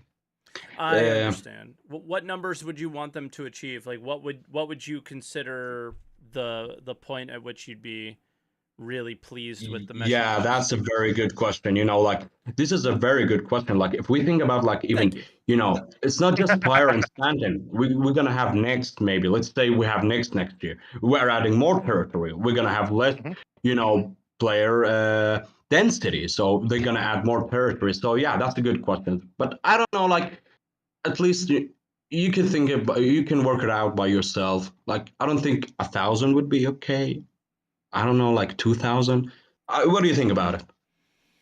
I think for right now, like I said earlier, we can't really guess until the game is played, like how much is good for one star system.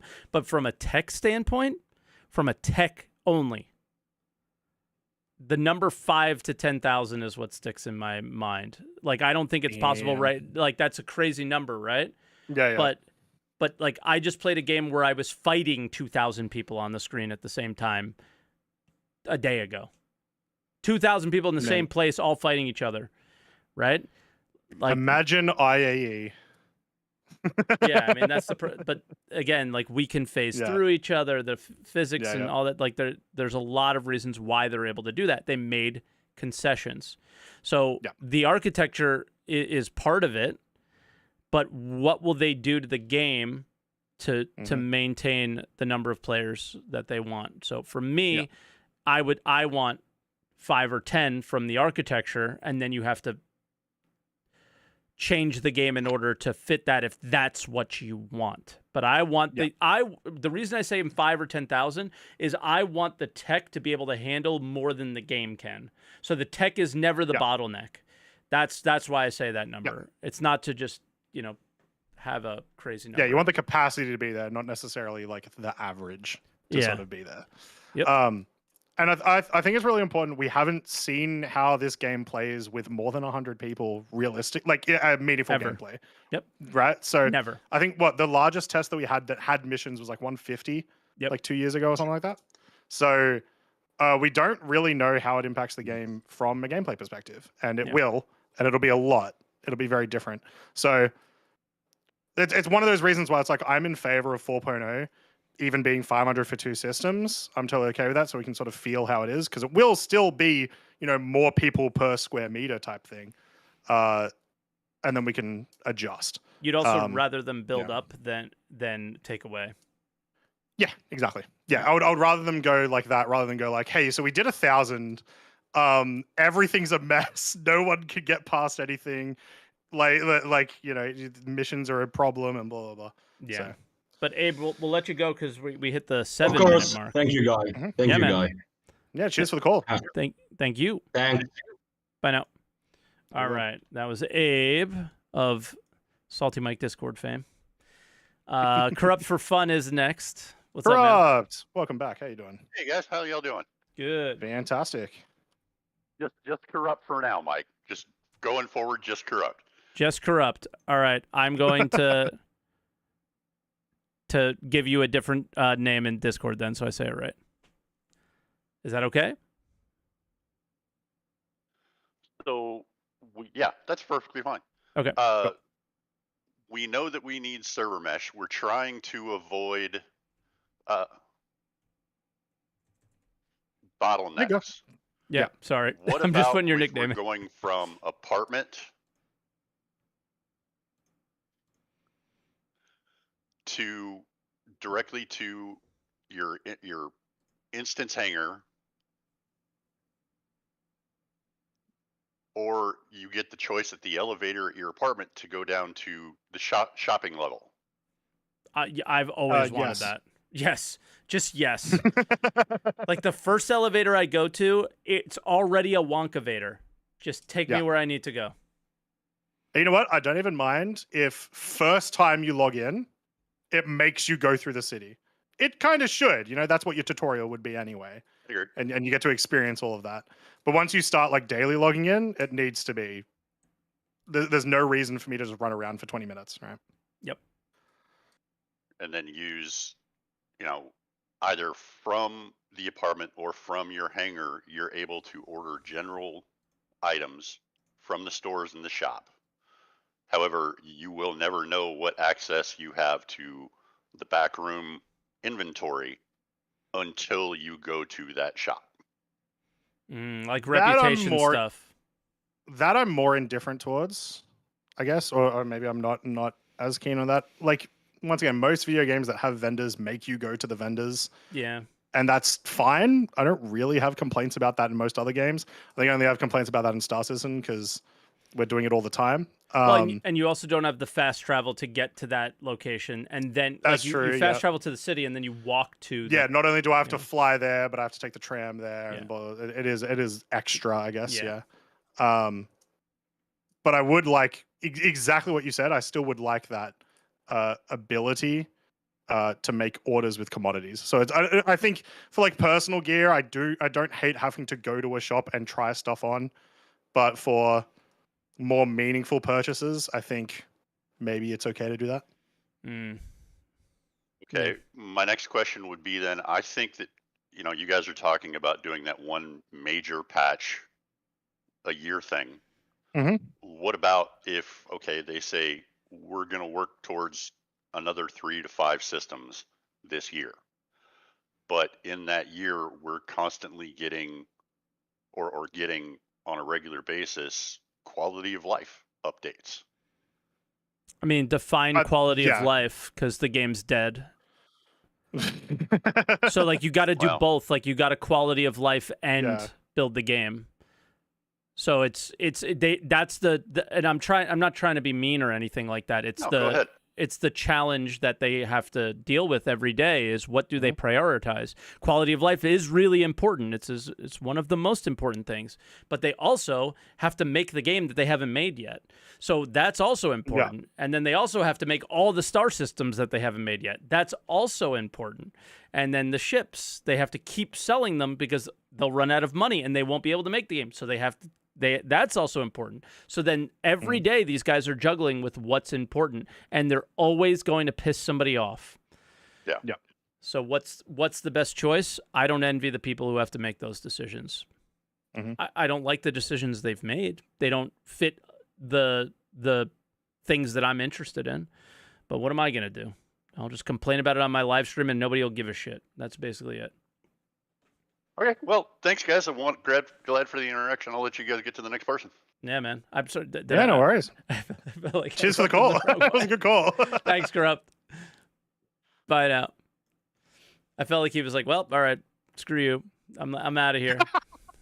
All right, let's bring our next You were caller, supposed to agree with all of my opinions. Oh, no. Yeah. My camera. Where's my camera gone? It's back. It's back. You're good. You're good. All right, Quams, can you hear us? Yeah, can you hear me? We do. Sure can. All right, good. Yeah, hi there. Well, let's dig right into it as well, so that more people have space after me. Appreciate it. I'm sort of want to pick up on something that Mike said in the stream before, which I think is pretty interesting, and it sort of comes together in multiple things with regards to where Star Citizen going goal-wise, and especially comparing to Ashes of Creation.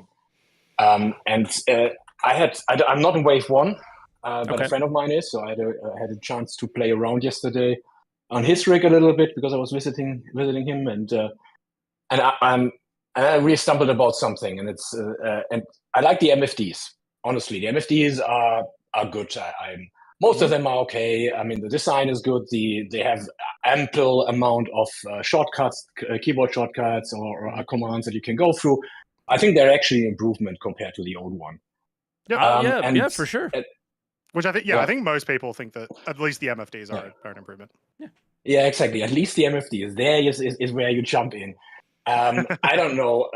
With regards to the HUD, honestly, in my opinion, they should give that to the narrative team. Come up with something, here, like, all right, for whatever reason in 2300, there was some weird virus going through the population, and it was highly contagious, led to a giggle fit, and for some reason, as a side effect, just stripped the ability to design HUDs from the humanity. I was wondering where you were going with that. I still don't know where he's going with this. He's trying to say that the design of the HUDs is bad, just in a very, very long-winded way. A little bit convoluted way, The bad design has a lore reason behind it because humans got stupid. Okay. Yep. Fair. All right. What do you dislike about the new HUD? You can't read them again. I mean, seriously, and they are not where you want them to be. And you glance down. It's okay I only flew around with the C1 because my buddy, that's the only way where our favorite and most used ships overlap. And for me, it's the C1, the Raft, Prospector, and a lot in the Vulture. So basically, I flew around with the C1, best ship in the game, in my opinion, for me personally at the moment. And when you're just flying around, it's okay. But you always glance down for the speed. You never have the things in front of you what you want to have. And fly by day into Horizon. Just forget the HUD. You can't see it. You can't see it. It's really I don't know what it is. Before there were all these little lines and stuff, and it filled your screen. And now they stripped away everything. I mean, the head-up displays. Come on, speed, guys. I mean, look at the HUD of a car, of a plane. Look at any kind of HUD of a thing that is mobile. The one thing that is always on the HUD, because that's the one interesting part you want to have, is your speed, because you're moving something heavy around under some kind of power. You want to know how bloody fast you are. Yep. And I struggle to find There is an gear option marker. to let you do that. There is an option to let you put your speed on the HUD for every ship. However, it's still just the number. One thing I will say that I did appreciate about the previous HUD was having the scale of your speed and sort of understanding where you are within that is really good. I really enjoy that, right? I like knowing, how essentially how much slower can I go, how much faster can I go type thing. So even though you can put your speed right in the center, and it's one of the options in one of the MFDs, how they've moved all of them there. Okay. Okay, good. It's the good more information or something is what it's called. Okay. It still could be better. The big thing I will agree with you, because I like the HUD, but the big thing I will agree with you, how do we still not able to see stuff in atmosphere? Like, they've got to do something, whether it's just like a super aggressive drop shadow or like just not making it look like it's a fluoro light or something. I don't know. But that still does have to change. But I like that they've stripped away some of the things so that I can see stuff a little bit better. But you know, that's going to be more of an opinion thing. I don't think anyone thinks that these are better for atmosphere.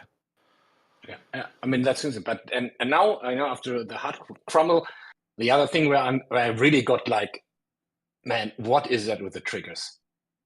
I mean, seriously. And then I read Yogi's responses, and I honestly, Yogi's responses on the triggers, in my opinion, especially when they started, is like, man, this is the worst Yogi he has ever written on Spectrum.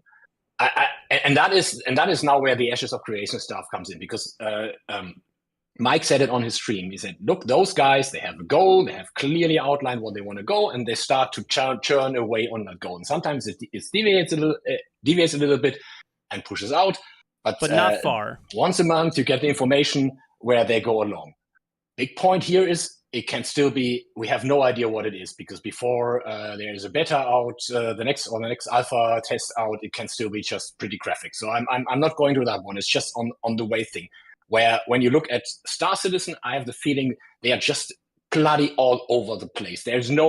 It's really running about what looks cool, what looks nice. And it's everywhere. You see it everywhere. There's a missing concept. There's a missing internal logic of the universe.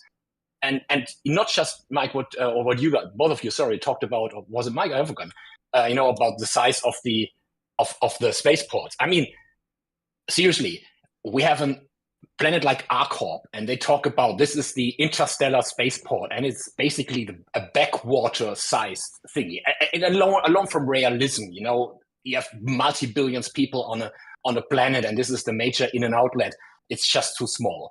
This is the whole, and as you said, nobody thought about it. Hey, we want 100,000 people in our game, players. Yeah, think about what that means. 4 elevators. If they want to get into spaceport. More elevators, more hangars.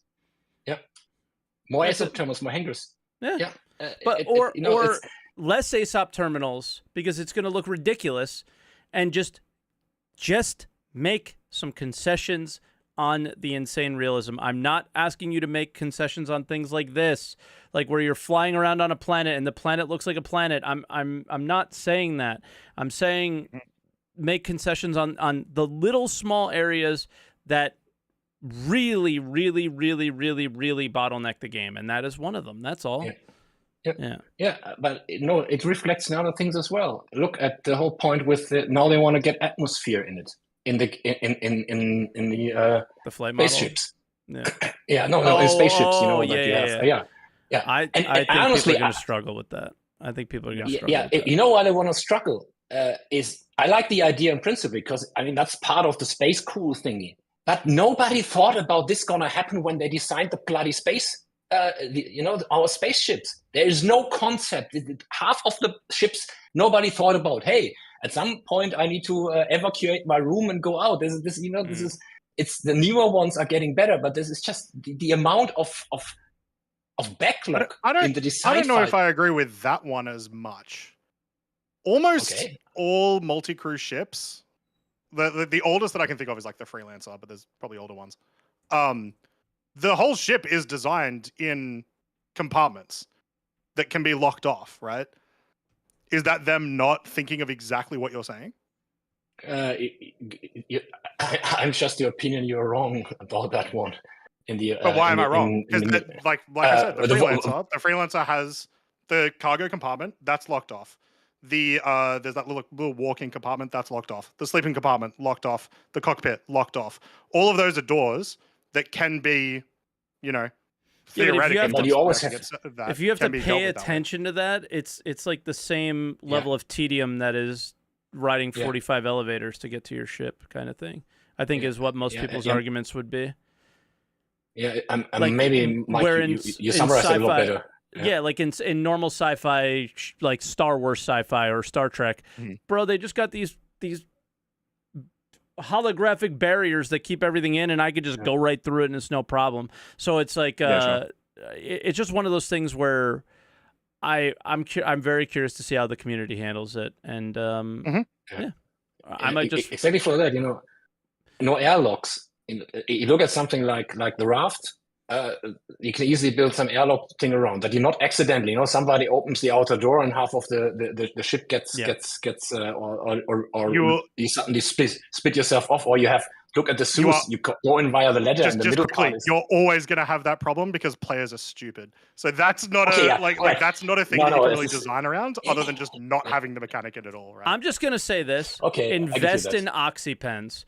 Their stock is going to go way up, and that's all we need to know. But Quams, we're going out in the weeds, so I will say, let's wrap it up. My last point anyway. All right, cool. Yeah, no worries. We appreciate the call. Really invest in OxyPens, people. All right. Yeah. If this was Eve, you'd be investing in OxyPens. All right, that's it, Quams. Thank you so much, and we'll talk to you soon, man. Thank you always for the calls over all the years. Appreciate you. Bye now. Man. I let go of the mouse. I thought he was done, but he's gone now. We can't bring him back. All right, next is a very regular certified Gumbo. Hello, Gumbo. How are you doing, Gumbo? Certified Gumbo going once. Did we catch him while he was AFK? Going twice. He unmuted. Thrice. I'll put him back in the waiting room and we'll come back to him. All right. Dev. Are you a game dev? I am not. Oh, a sham. You tricked me. My born name. Gotcha. Fair enough. So what do you talk about? What do you want to chat? I need some therapy, gentlemen. We're not the place for that, but okay, we'll try. True. Good call. Buy another spaceship. No, I can't. We already hit concierge. We promise no more. Yeah. No, I mean it's just getting towards that lull, and the promises that didn't happen, and every time this year, I always look at that account and just like, should I just get rid of some of it? Because I hardly even play the damn game, and it's you got Orso'd. Yeah. No. That should be your next merch idea, Mike. Oh, it Orso just says Orso, nothing else. Orso 2023, 2024. Yep. Well, I don't know. Does anything excite you about what might come out, or it's just? So I've been following since 2015, I think it was, and then I bought my first ship in 2017. Mm-hmm. So I've been around for a little bit, been through quite a few ups and downs, and it's just. Do you play any other games? The goalposts have been moved so many times. Yeah, I play a bunch of stuff. But yeah, I mean, I'm hardly even playing Star Citizen since I got back into it heavy in 17 or 16? Was a fairly stable patch and pretty fun. Got back in with an org. But yeah, it's just so hard to dedicate a good amount of time to this game when it just punishes you severely for trying to enjoy it. Just don't. Like, that was what I did this year. If I'm not, taking advice of the people that like to comment on my comments, is if you don't like it, just don't play. It was like, okay, I won't, but I'll keep talking about what I like and keep talking about what I don't like and keep trying to make the game as doing the feedback loop that everybody else is doing. You don't have to agree with my feedback. I don't give a shit about yours. You can say what you want. But that's how I participate in Star Citizen now, is just the feedback loop for now. The game I will not do a 0 to hero. I will not do, because there is no hero. Like, none of that stuff is there. So I don't approach it as a game anymore. That's it. I can't do it anymore because it's just exhausting. So that's how I approach it. And I'm contrary to popular belief, probably, I'm significantly happier this year than I've been any other year, and it's because I've played the game less, and that's it. Like I set a goal for myself to like get better at FPS combat in the game. I did set a goal to get better at ship combat in the game as well, but I think I'm like everyone waiting for a few more master modes changes before I really dive in, and that's what I focus on, and that's it. What would excite you, Dev, about the game to make you want to like actually That's a good play question. properly? Yeah. I used to always say Pyro because we've been teased Pyro for so long, and it was just, a huge new playground. And then like last CitizenCon, we got to play Pyro, and it's cool, looks great, but it's the same empty area that Stanton is. It's the same server problems. Honestly, I think the only thing that I'm still holding out for is server meshing, because if they can't get the performance, what's the point of playing the game that has this kind of performance? Yeah. And that's the thing that I'm always holding out for is, that performance to come by, because even if it is just this, this space that we have right now, even if it's just Stanton, we could still have a lot of fun just as it is right now with, you need group gameplay, you need an org, you need someone, building a mission behind it, but just the performance is just so punishing. Yeah. Yep. But my suggestion is figure out, like, really be honest with yourself about the question that Croncy asked you. What will it take for me to want to come back and play and watch from a distance? Twitch.tv/SaltEMike or Twitch.tv/Croncy. That's it. Nobody else. I already have the handles. Don't worry. All right. And just keep an eye on the game and see if it ever does what you want to do. I see people come in my chat, and this is real. This isn't a joke. Hey, is the game good yet? No. All right, see you in 2 months. And that's literally how they interact with my channel. Yep. Come back 2 months later. Hey, is the game good yet? Nope. And then they're out.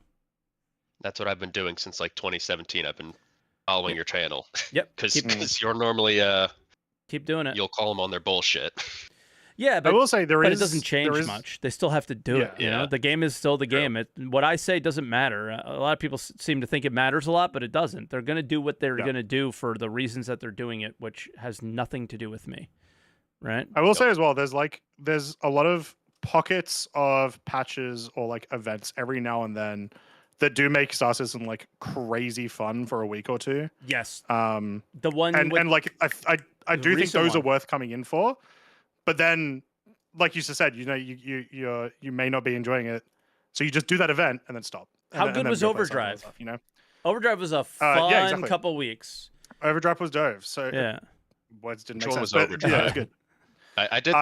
It was basically the lead up to what would have been the best version of Xenothreat if it worked.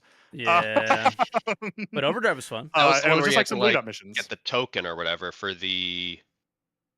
There was like the 5 phases or something, correct? Yeah, there were 5 phases. Weeks. They were all different types of missions. It genuinely got like a lot of the community together to do missions, which is awesome. You want that, right? Yep. That's one of the things that makes MMOs fun, is when you actually have social stuff. Yeah, it was good. It just had a rough landing when Xenothreat actually came out. Yeah. That was the rare occurrence where I actually played this year. And of course I got a bug on that last mission where it couldn't deliver the box. Classic. I got lucky on that one. I didn't have to worry about that, but there were so many boxes at the end. But that would be my suggestion to you. That would be my suggestion. I just have one final question before I get out of you guys' hair. What would make this year's CitizenCon a success to you? What is your definition of success for CitizenCon this year? I'll let you go first, Krauts. Or unless you want me to, I see you typing. I was going to say we'll probably end up talking about that next week, but once again, for me, CitizenCon's way more a community thing than it is necessarily like a trade show, which is obviously what they're trying to do, right? But for the game, like what I would consider CitizenCon a success for the game is surprise announcements about things that work. Like, hey guys, this works. It's in game now, right?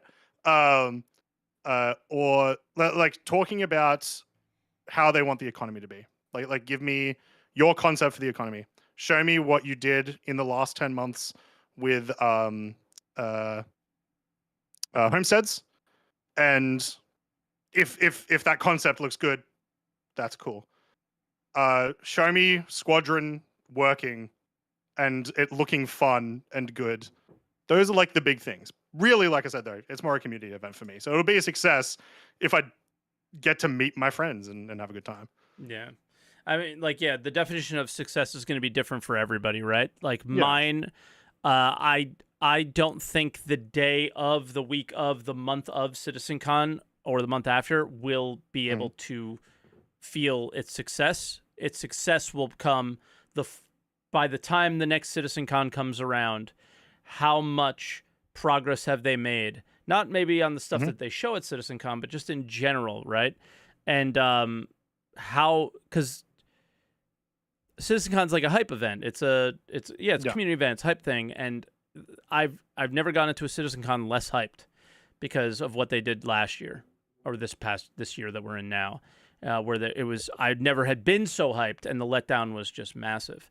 But to Croncy's point, yeah, exactly. Like, but to Croncy's point, a release date for Squadron 42, get that thing out of the way, right? You're going to it's done after that, and if they go to the other chapters, okay. But just getting the focus on the PU properly would be nice to see, and I thought that's what would happen last year, and it didn't. So yeah, I don't know. Part of it is get it out of the way, but in general, what I enjoy about CitizenCon or just any Star Citizen official content is when they talk about the game's design and the direction of the game and where it's going. And they've been going in the direction I really like, more and more and more, or talking about going in the direction I really like. This year, that's the disappointment, is all of the talk about the direction and not delivering on it. So if they're showing, like Croncy said, it's in some of that stuff, then I'm cool. But I don't think it's possible for this to be a success to me in the way it was last year, at least. I'll add one more thing. I think it would be a really good success. Like, obviously, this year has been all about server meshing now. Yeah. I think it would be a pretty, once again, maybe not a success, but it would go a long way for them to be like, here are all of the things that allow 1,000 person servers to be fun. 2,000 person to be, like, that focus stuff, right? Let's get into the Polaris is about to come out. There's practically no missions designed for it. The Idris and the Javelin are going to come out eventually. Yeah, exactly. Like, maybe there will be, but that would be a thing that they would show at CitizenCon, I imagine. The Javelin and the Idris, nothing really in game for them to do yet, and that's going to be such a big focus of the game going forward, I imagine. So, talk to us about that now. Yeah, for sure. What about you, Dev? Just it's performance. I've been waiting for performance for so long. Like I said, I play a lot of sandbox games. If you have an org, you can make so much gameplay, especially if it's a big enough org and a well organized one. You can make so much gameplay with just what they have right now. Yeah, the orgs that pit themselves against each other are the ones that are having the most success with the game currently.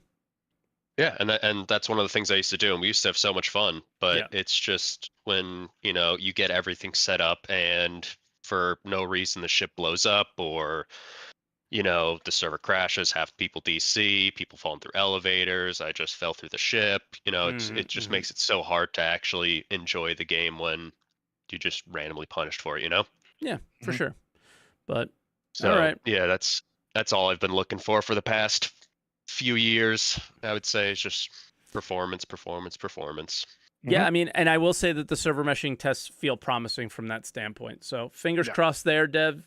And that's what I would do. Just keep popping in. Hey, how are the meshing tests going? And see how it goes from there, bro. But all right, we'll let you go because we got to get to the last two before that 2-hour mark, that magical 2-hour mark. All right, bro. So thank you. Good. Yeah, thanks for having me. Don't feel bad about not enjoying the game. Many people are not enjoying the game. It's just go play some Deadlock. Yeah. All right. Later, Cheers, bro. Dev. Have a good one. Bye. Trying to get as many people to play Deadlock. It's such a fun game. Yeah, and before we go to Gumbo and Gumbo, get ready for us. We're gonna try you again. It is very hard to be a content creator and tell people to give advice on how to deal with not enjoying the game that you really want to be good, because we have that extra wrinkle of, well, I can just hang out and the game be the background and talk about anything with people, and the game can be fun to me for many more years than maybe the average person too. So it's always but a also tough it's one. it's a lot easier for us to have the time and like the resources essentially to make our own fun out of this game sometimes, right? So Yeah, exactly. So, all right, I accidentally threw Gumbo in a little bit faster, but all good. Gumbo, certified. are we there now? Mic check. You're check. good. Hey, there we go. God, that's so weird. That was like a Discord bug. I just had to disconnect and rejoin. It happens all the time. I continuously think maybe we should go to stages or something like that, and that might work better. But maybe that felt like I used to run track in like high school. That felt like a false start. God, Yeah. that's so weird. Man, okay, so couple things development wise. The MFD HUD situation, I just feel like so when all right, let me go back. When I first started playing DCS, like one of my friends was showing me the ropes. Something he used to say all the time was like, as a pilot, you got to focus on like 4 things: aviate, navigate, communicate, and mitigate, in that order. And like when you look at like fighter jets, like all of their HUD design is predicated around those 4 points. And like we don't have that in Star Citizen. It's still way too many things going on with the HUDs and the MFDs. It's definitely better than the old versions because you can actually read stuff and they work. But as far as like aviation related information and flying the actual ships, like a lot of that information isn't prioritized enough in your foreview, in your immediate foreview. And I think that is an issue with the HUDs that they can kind of fix. Like like for instance, speed. That we should always be able to see the speed. We should always be able which to once see again our you fuel. can, because I think just a lot of people don't know you can do it, but it's not. It's in not the a default ideal setting. format, like I said. Yeah, it should be by and default. and it should be turned on by default as well, which is weird. I 100% agree with you. I like that they have the option. Because I didn't know that and I didn't find it, so I appreciate you for saying that. But like by default, that should be up. Fuel, you should always be able to read your fuel. And then the pitch ladder, the pitch ladder is... you can also see your fuel. It'll be in your top left. I'm somehow missing it. Because it's on your self status. Your fuel is on your self status, which is default on your top left. But not always. Depends on what mode you're in. It depends on what mode you're in. It only shows up when I'm in QT mode, like in nav mode. If I switch from QT to flight and still in nav mode, it disappears again. And to me, like, if you're in self status, you should always see the fuel readout. I don't care. It doesn't matter if you're in nav or if you're in... Because you make decisions based off of that. Do I need to go and refuel? Like, I have to switch modes to find out? That's silly. That's the thing that they can fix. And I put all this in the feedback thread during Evo. But like, also like, so the pitch ladder is holographic. I know we hate holographic stuff. I don't like it either. But fighter jets also have a holographic pitch ladder. But the difference is there's a dial where I can adjust the brightness depending on the light settings. And if it's still an issue, there's always a physical readout for your pitch ladder. Like, I said this where like, hey, just make a MFD that shows the pitch ladder that I can cycle to, that I can actually put it on a screen. So they have that option now. Like that. You got to remember, this is the first MFD patch where they're like, all right, let me give you what you had before for the most part, give you a little extra, it looks like, right, with the power management and stuff.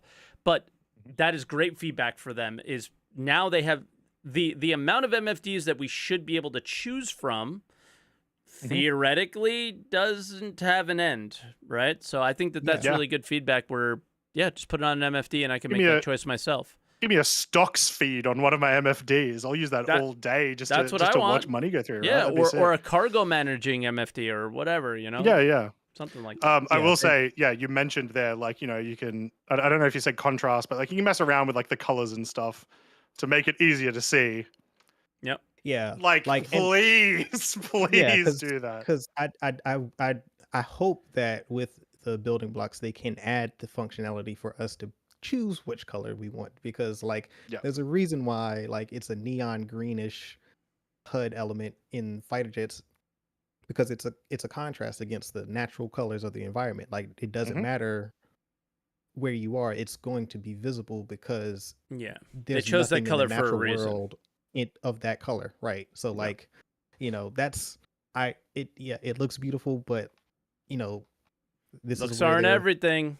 They're choosing art over function, and sometimes when it comes down to certain things, function has to take priority over everything. And you know, but you know, it's in a better place than it was. That's for sure. Yeah, for sure. The other thing I want to touch on though is the gun, the weapon groups, because personally, I feel like they made this decision and did not really consider mouse and keyboard, because for me, I play on sticks and I just bound all four to a 4-way hat that's on my stick, and I can just switch. Like I have ballistics on the left, I flick it right and it goes to lasers. I go up and it goes all guns. So like I have my weapon group set up just as weird, and it doesn't take me anything but to flick my thumb in any direction to go from lasers to ballistics to all. So like that's easy for me, right? But if I'm on mouse and keyboard, I'd be like, oh, okay, that's adding way more friction. So now if you're mouse and keyboard, now you're at a disadvantage, because now I gotta press buttons instead of like a simple switch. Yeah. They're simplifying it for a new player, and like Croncy said earlier, making it more uniform with the FPS and stuff. But yeah, it is it makes no sense for players to not take it out.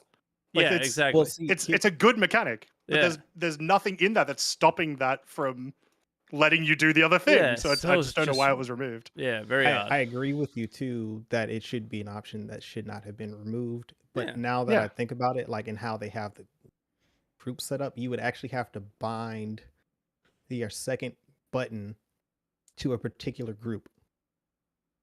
2-stage triggers. Yeah, but I'm saying like you would have to select which group that second stage would actually activate. Yeah, exactly. Because it's all to your groups now. But so like it's a little bit more complicated. Well, it's the initial setup of choosing the group, right? But then after that, my right mouse button can be my ballistics and my left mouse button can be my lasers, if I wanted to be. So like but from a keybind standpoint, that would have to be your trigger is weapon group 1, and then another button, your second trigger, it would be weapon group 2. It would have to default to that, and then like maybe allow people to change which trigger activates which weapon group. If you see what I'm saying, there's a little bit more to it than just add the second button back, because now they've tied it to the weapon groups instead of to an actual trigger. Yeah, well, because they removed the trigger. Like, yeah. They removed the fire weapon group 2, which they used to have. Yeah, it doesn't. Yeah, they don't have that because it's now. Oh, we have 4, so now you have to pick.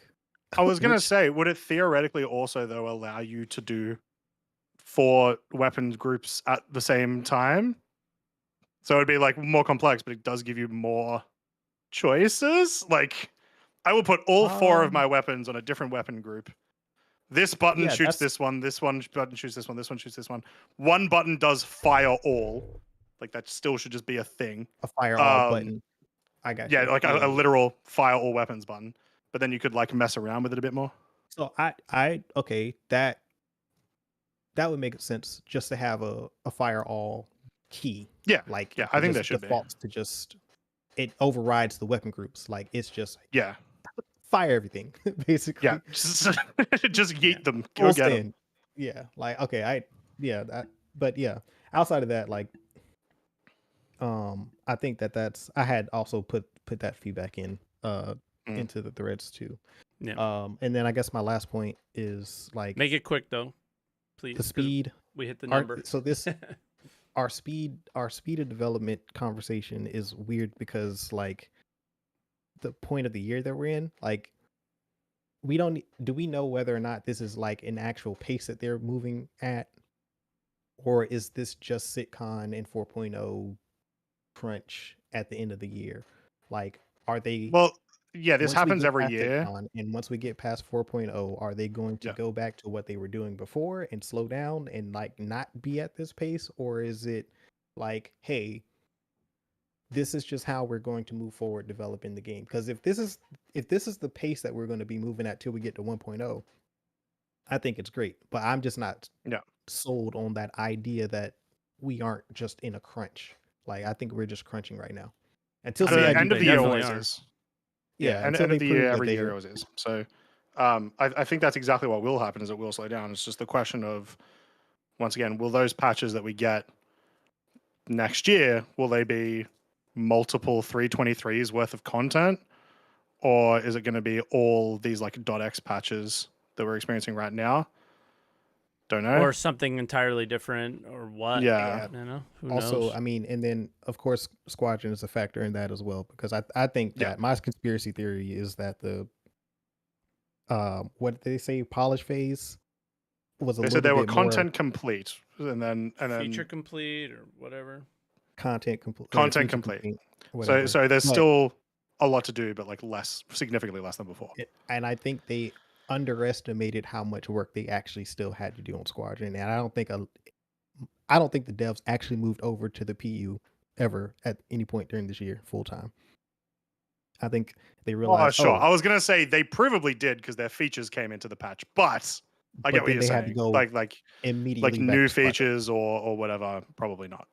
Yeah, that's what it feels like, because it feels like every other year we've had, as far as the pace, like we had those few months early on where things were moving a little bit faster, but then it went back to, okay, what's going on? Yeah. And now we're back up to speed, and it just feels like now we're doing this because Citcon and they're trying to get 4.0 out by the end of the year. Yep. Yeah. But that's it. That's all I had to say. All right. Appreciate the conversation. Good. No problem. Yeah, Thank cheers you for as calling always. in as always. Oh, and being a regular, we appreciate it. Yeah, man. No problem. All right, Gumbo. Easy. Thank you. Talk to you soon, bro. Have a good one. Bye. Cheers. I typed in chat to one of my mods. He's like, "You're still going?" And I'm like, "I'm fading." But we're on our last caller, Thazer. Thazer, hopefully you can hear us. Thazer, how you doing? Hello, greetings. Greetings. Howdy. It's good to be on. First time caller, I guess. Welcome. Welcome in.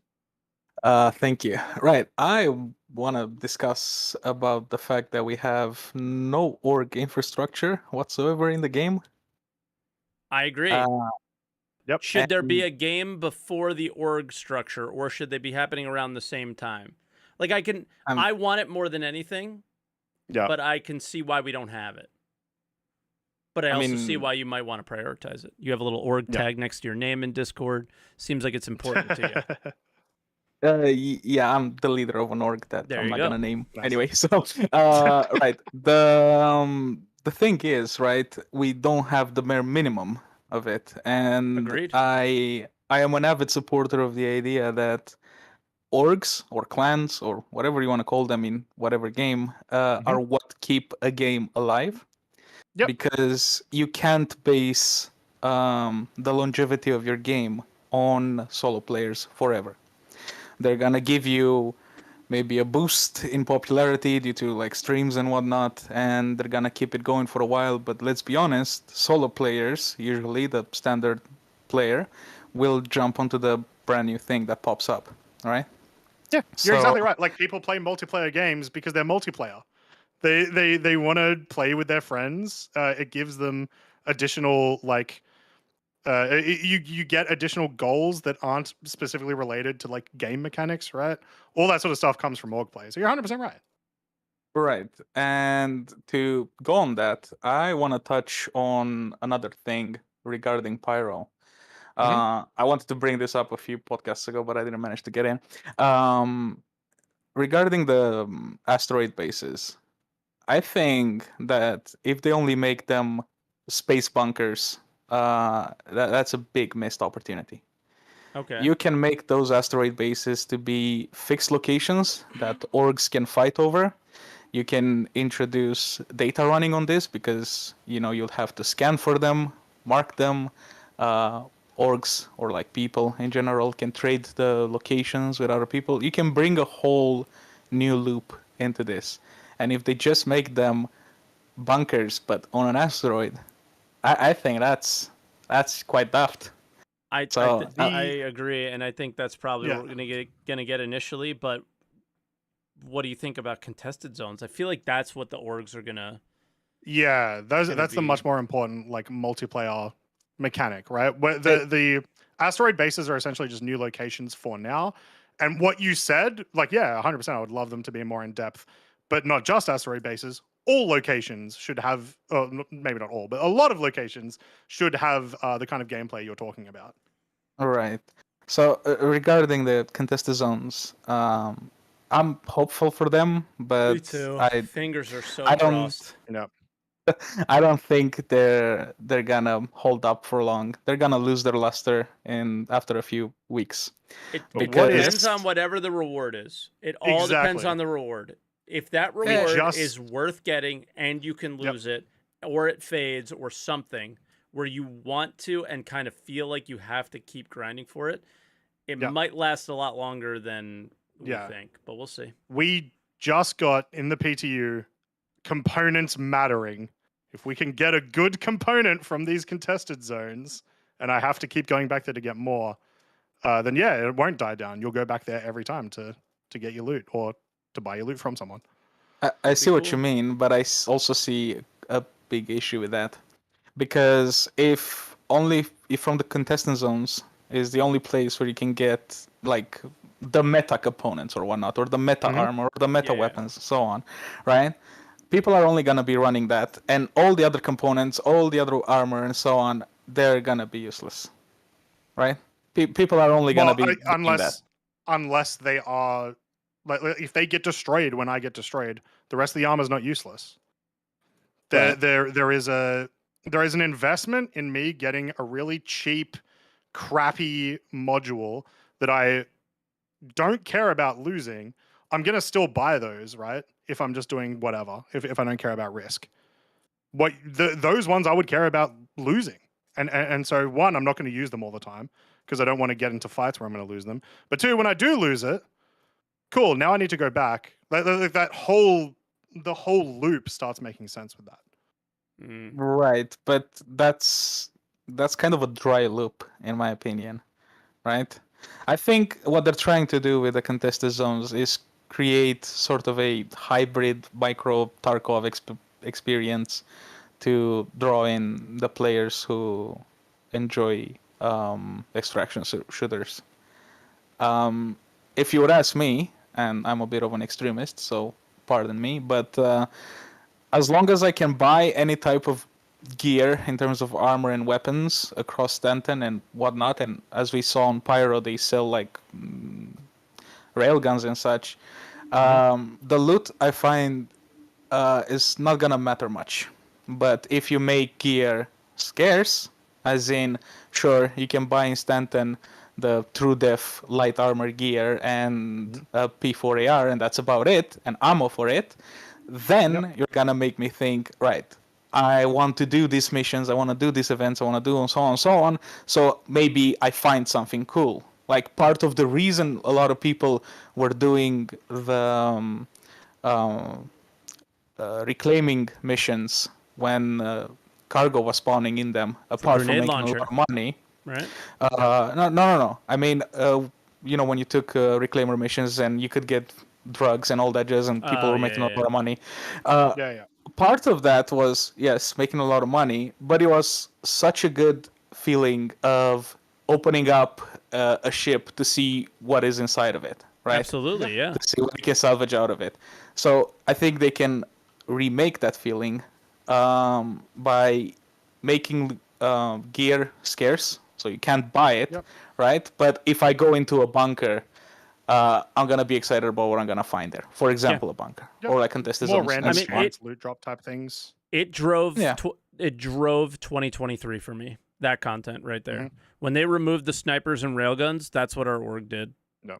And I found it to be the most exciting and fun. And then kind of Salvage came, and I thought that would be better, and then it never really moved in the direction that was super fun. And there's too many things that get in the way of the scarcity to make it so we can trade and transfer to each other more easily. There's so many bottlenecks that make it complicated, but that is and was a very strong driving force for me to play the game. So I would agree. But Thazer, I would say final thoughts for you, and we'll call it a podcast. But I enjoyed the convo, of course. Regarding CitizenCon, I'm assuming. Whatever you want to talk about. Yeah, they have big shoes to fill compared to last year's CitizenCon. They gotta bring some tangible news about Squadron 42, because most of the community, I think they don't even want to play that game anymore. They just want to see it out the door, so it stops getting in the way. And they need to start. Sick as hell. I want to play it, but I know I'm gonna play it once or twice, and then I'll put it down, and I will be drawn back to SC. We all know it. Yeah. Also, they need to come out with some hefty meat on the bone regarding SC. Anything less, and it's gonna be dicey. If this is a Squadron 42 like exclusively Citcon, it will be ridiculously stupid and would be a huge. I don't think that would. I don't think that's happening either. But I'm just saying. There'll be at least a new ship. Let's go. Let's go. Wonder how I'm going to get it. I'm not going to. That's how I'm going to get it. But yeah. Right. All right, Thazer. As you could tell, I have faded completely, and I am now in delirium. So we'll let you go, and we'll call it, because I can't keep my head up anymore. All right. Talk to you soon, man. Awesome. Cheers, Good Thazer. call. Good one. Bye now. Goodbye. Him and I have very similar opinions on what I want with the game, so it was enjoyable. But that's the podcast, everybody. So next week should be pretty fun. It's no matter what, Citcon predictions. So write your predictions down now for fun. Do you want to do maximum hopium as well? Do you want to do a quick one? Like, we don't know what the schedule is. Do you want to do your quick before we know what the schedule is, to see if what we think is going to be there ends up on the schedule, and the podcast with that? I know I said that really ridiculous, but I'm really going to quickly. Future of server meshing is almost definitely going to be one of them. Okay. New concept ship, capital anvil ship. Let's go. Bring it on. So you think they'll do capital after saying that it takes a year to do? Maybe not capital, but like Polaris, like maybe that's like capital. Big gunships type. Yeah, that would be capital. Not like to me. Javelin, but yeah. I would be surprised if they did another capital. I think they'll do a bunch of small ones. They seem to be going down the direction of many sales. So 35 mechs will be available at CitizenCon. That's my hot take. No, like all the different mechs. My hot take is we're going to see more than one new star system that is not Pyro. Yeah, they will not be. I'll finished. go one further. I'll say they'll show more than Nyx. They'll go further than Nyx. Yeah, I think they'll go further than Nyx. They may not even show Nyx or very little. May even see Terra, but how they will do it is in a way that is not promising to deliver them within the next year, right? They will just show that they have a procedural planet out there. Like, they'll show it a wide view of it instead of a very detailed view of it. That's a better way of saying it. And then my hope panel, my dream panel, economy, like you had mentioned earlier. Yeah, but 100%. Yeah, I'll give one more hopium take, which would be just honestly funny. They're showing us a demo of homesteads.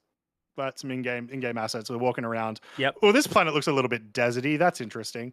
As they're ending the demo, the Lear 3 sandworm pops out of the desert. Back to 2016. Let's go. I mean, we do have sandworm tattoos now.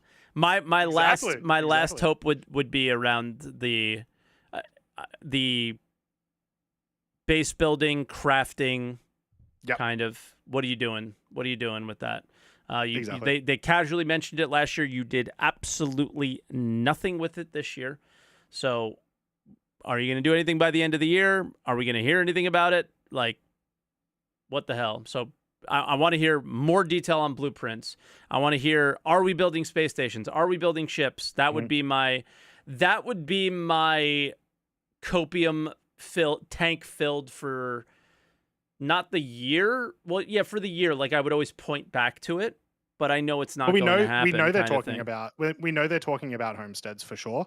Yes, because because in the monthly report they were like, "We'll tell you more." Or yeah, sorry, in the sneak peek, it was Twitter like, "You'll post see more." or something. Yeah, exactly. It was like, "You'll see more towards later in the year." I was like, "Well, I wonder what that is." But yeah, yeah. So those are my like before we know the schedule things of my hopes. Yeah, and then we'll see it with the schedule of like, okay, once we know what they want to talk about, what are they going to show in these panels? You know, so what are the because the names are always a little bit cryptic. So. True. Thank you, everybody, for watching. Thank you for letting us hit 5,000 subs. We're so happy that you guys enjoy the show.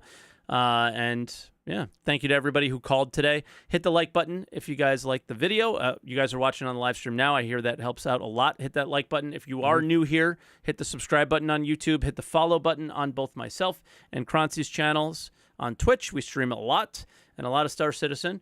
And yeah, we'll catch you guys next week for our Citcon preview, I guess, show. We basically are going to have 2 shows before. So we got to kind of... What do you mean? Isn't it... One show. Is it just one show before Citcon? Citcon is in 2 weeks. Yeah. It's 13 days. Yeah, that means... Yeah. Yeah, that's true. No. You'll be doing your show with Level Cap like right now. In 2 weeks. Yeah, true. Oh, before we go, how does the time zone schedule work for you? Like for Citcon? Oh, I have no idea. It doesn't even matter to you, right? You're yeah. I'll you're gonna be there. Because for us, it's crazy. My stream's gonna start about 3 or 4 in the morning. Nice, let's go. Yeah, I don't mind it. Like I'm good with that stuff. I love waking up early and everything. But that's right. I was gonna do a Level thing. and Burks. I was like, if you go, you show up when you're ready to. I'm not gonna object you to the psychopathness of me, where I love to stream early and all that stuff. So yeah, I was gonna do a thing, and everyone in chat that's gonna watch Mike's stream, let me know if it's a good idea. Where I do a walkthrough. Like I would call love in that. When there's no panels or anything. Yep. Do a walkthrough of the convention center and show you guys everything. We did it last year with Burks and Morph and a few other people of just checking in and like what are the vibes at the event? How was it physically to be there? And that would be awesome. So I appreciate it so long as the internet's holding up and everything. Yeah. Yeah. But I'll be in touch with you over Discord and be like, yo, how is it? And let me know when you want to call in and all that stuff. So, but yes, thank you everybody for watching today. And yeah, we'll catch you guys. Oh yeah, don't forget to answer the call. We've been doing this for 10 months, Mike. You gotta be more on point. Come on.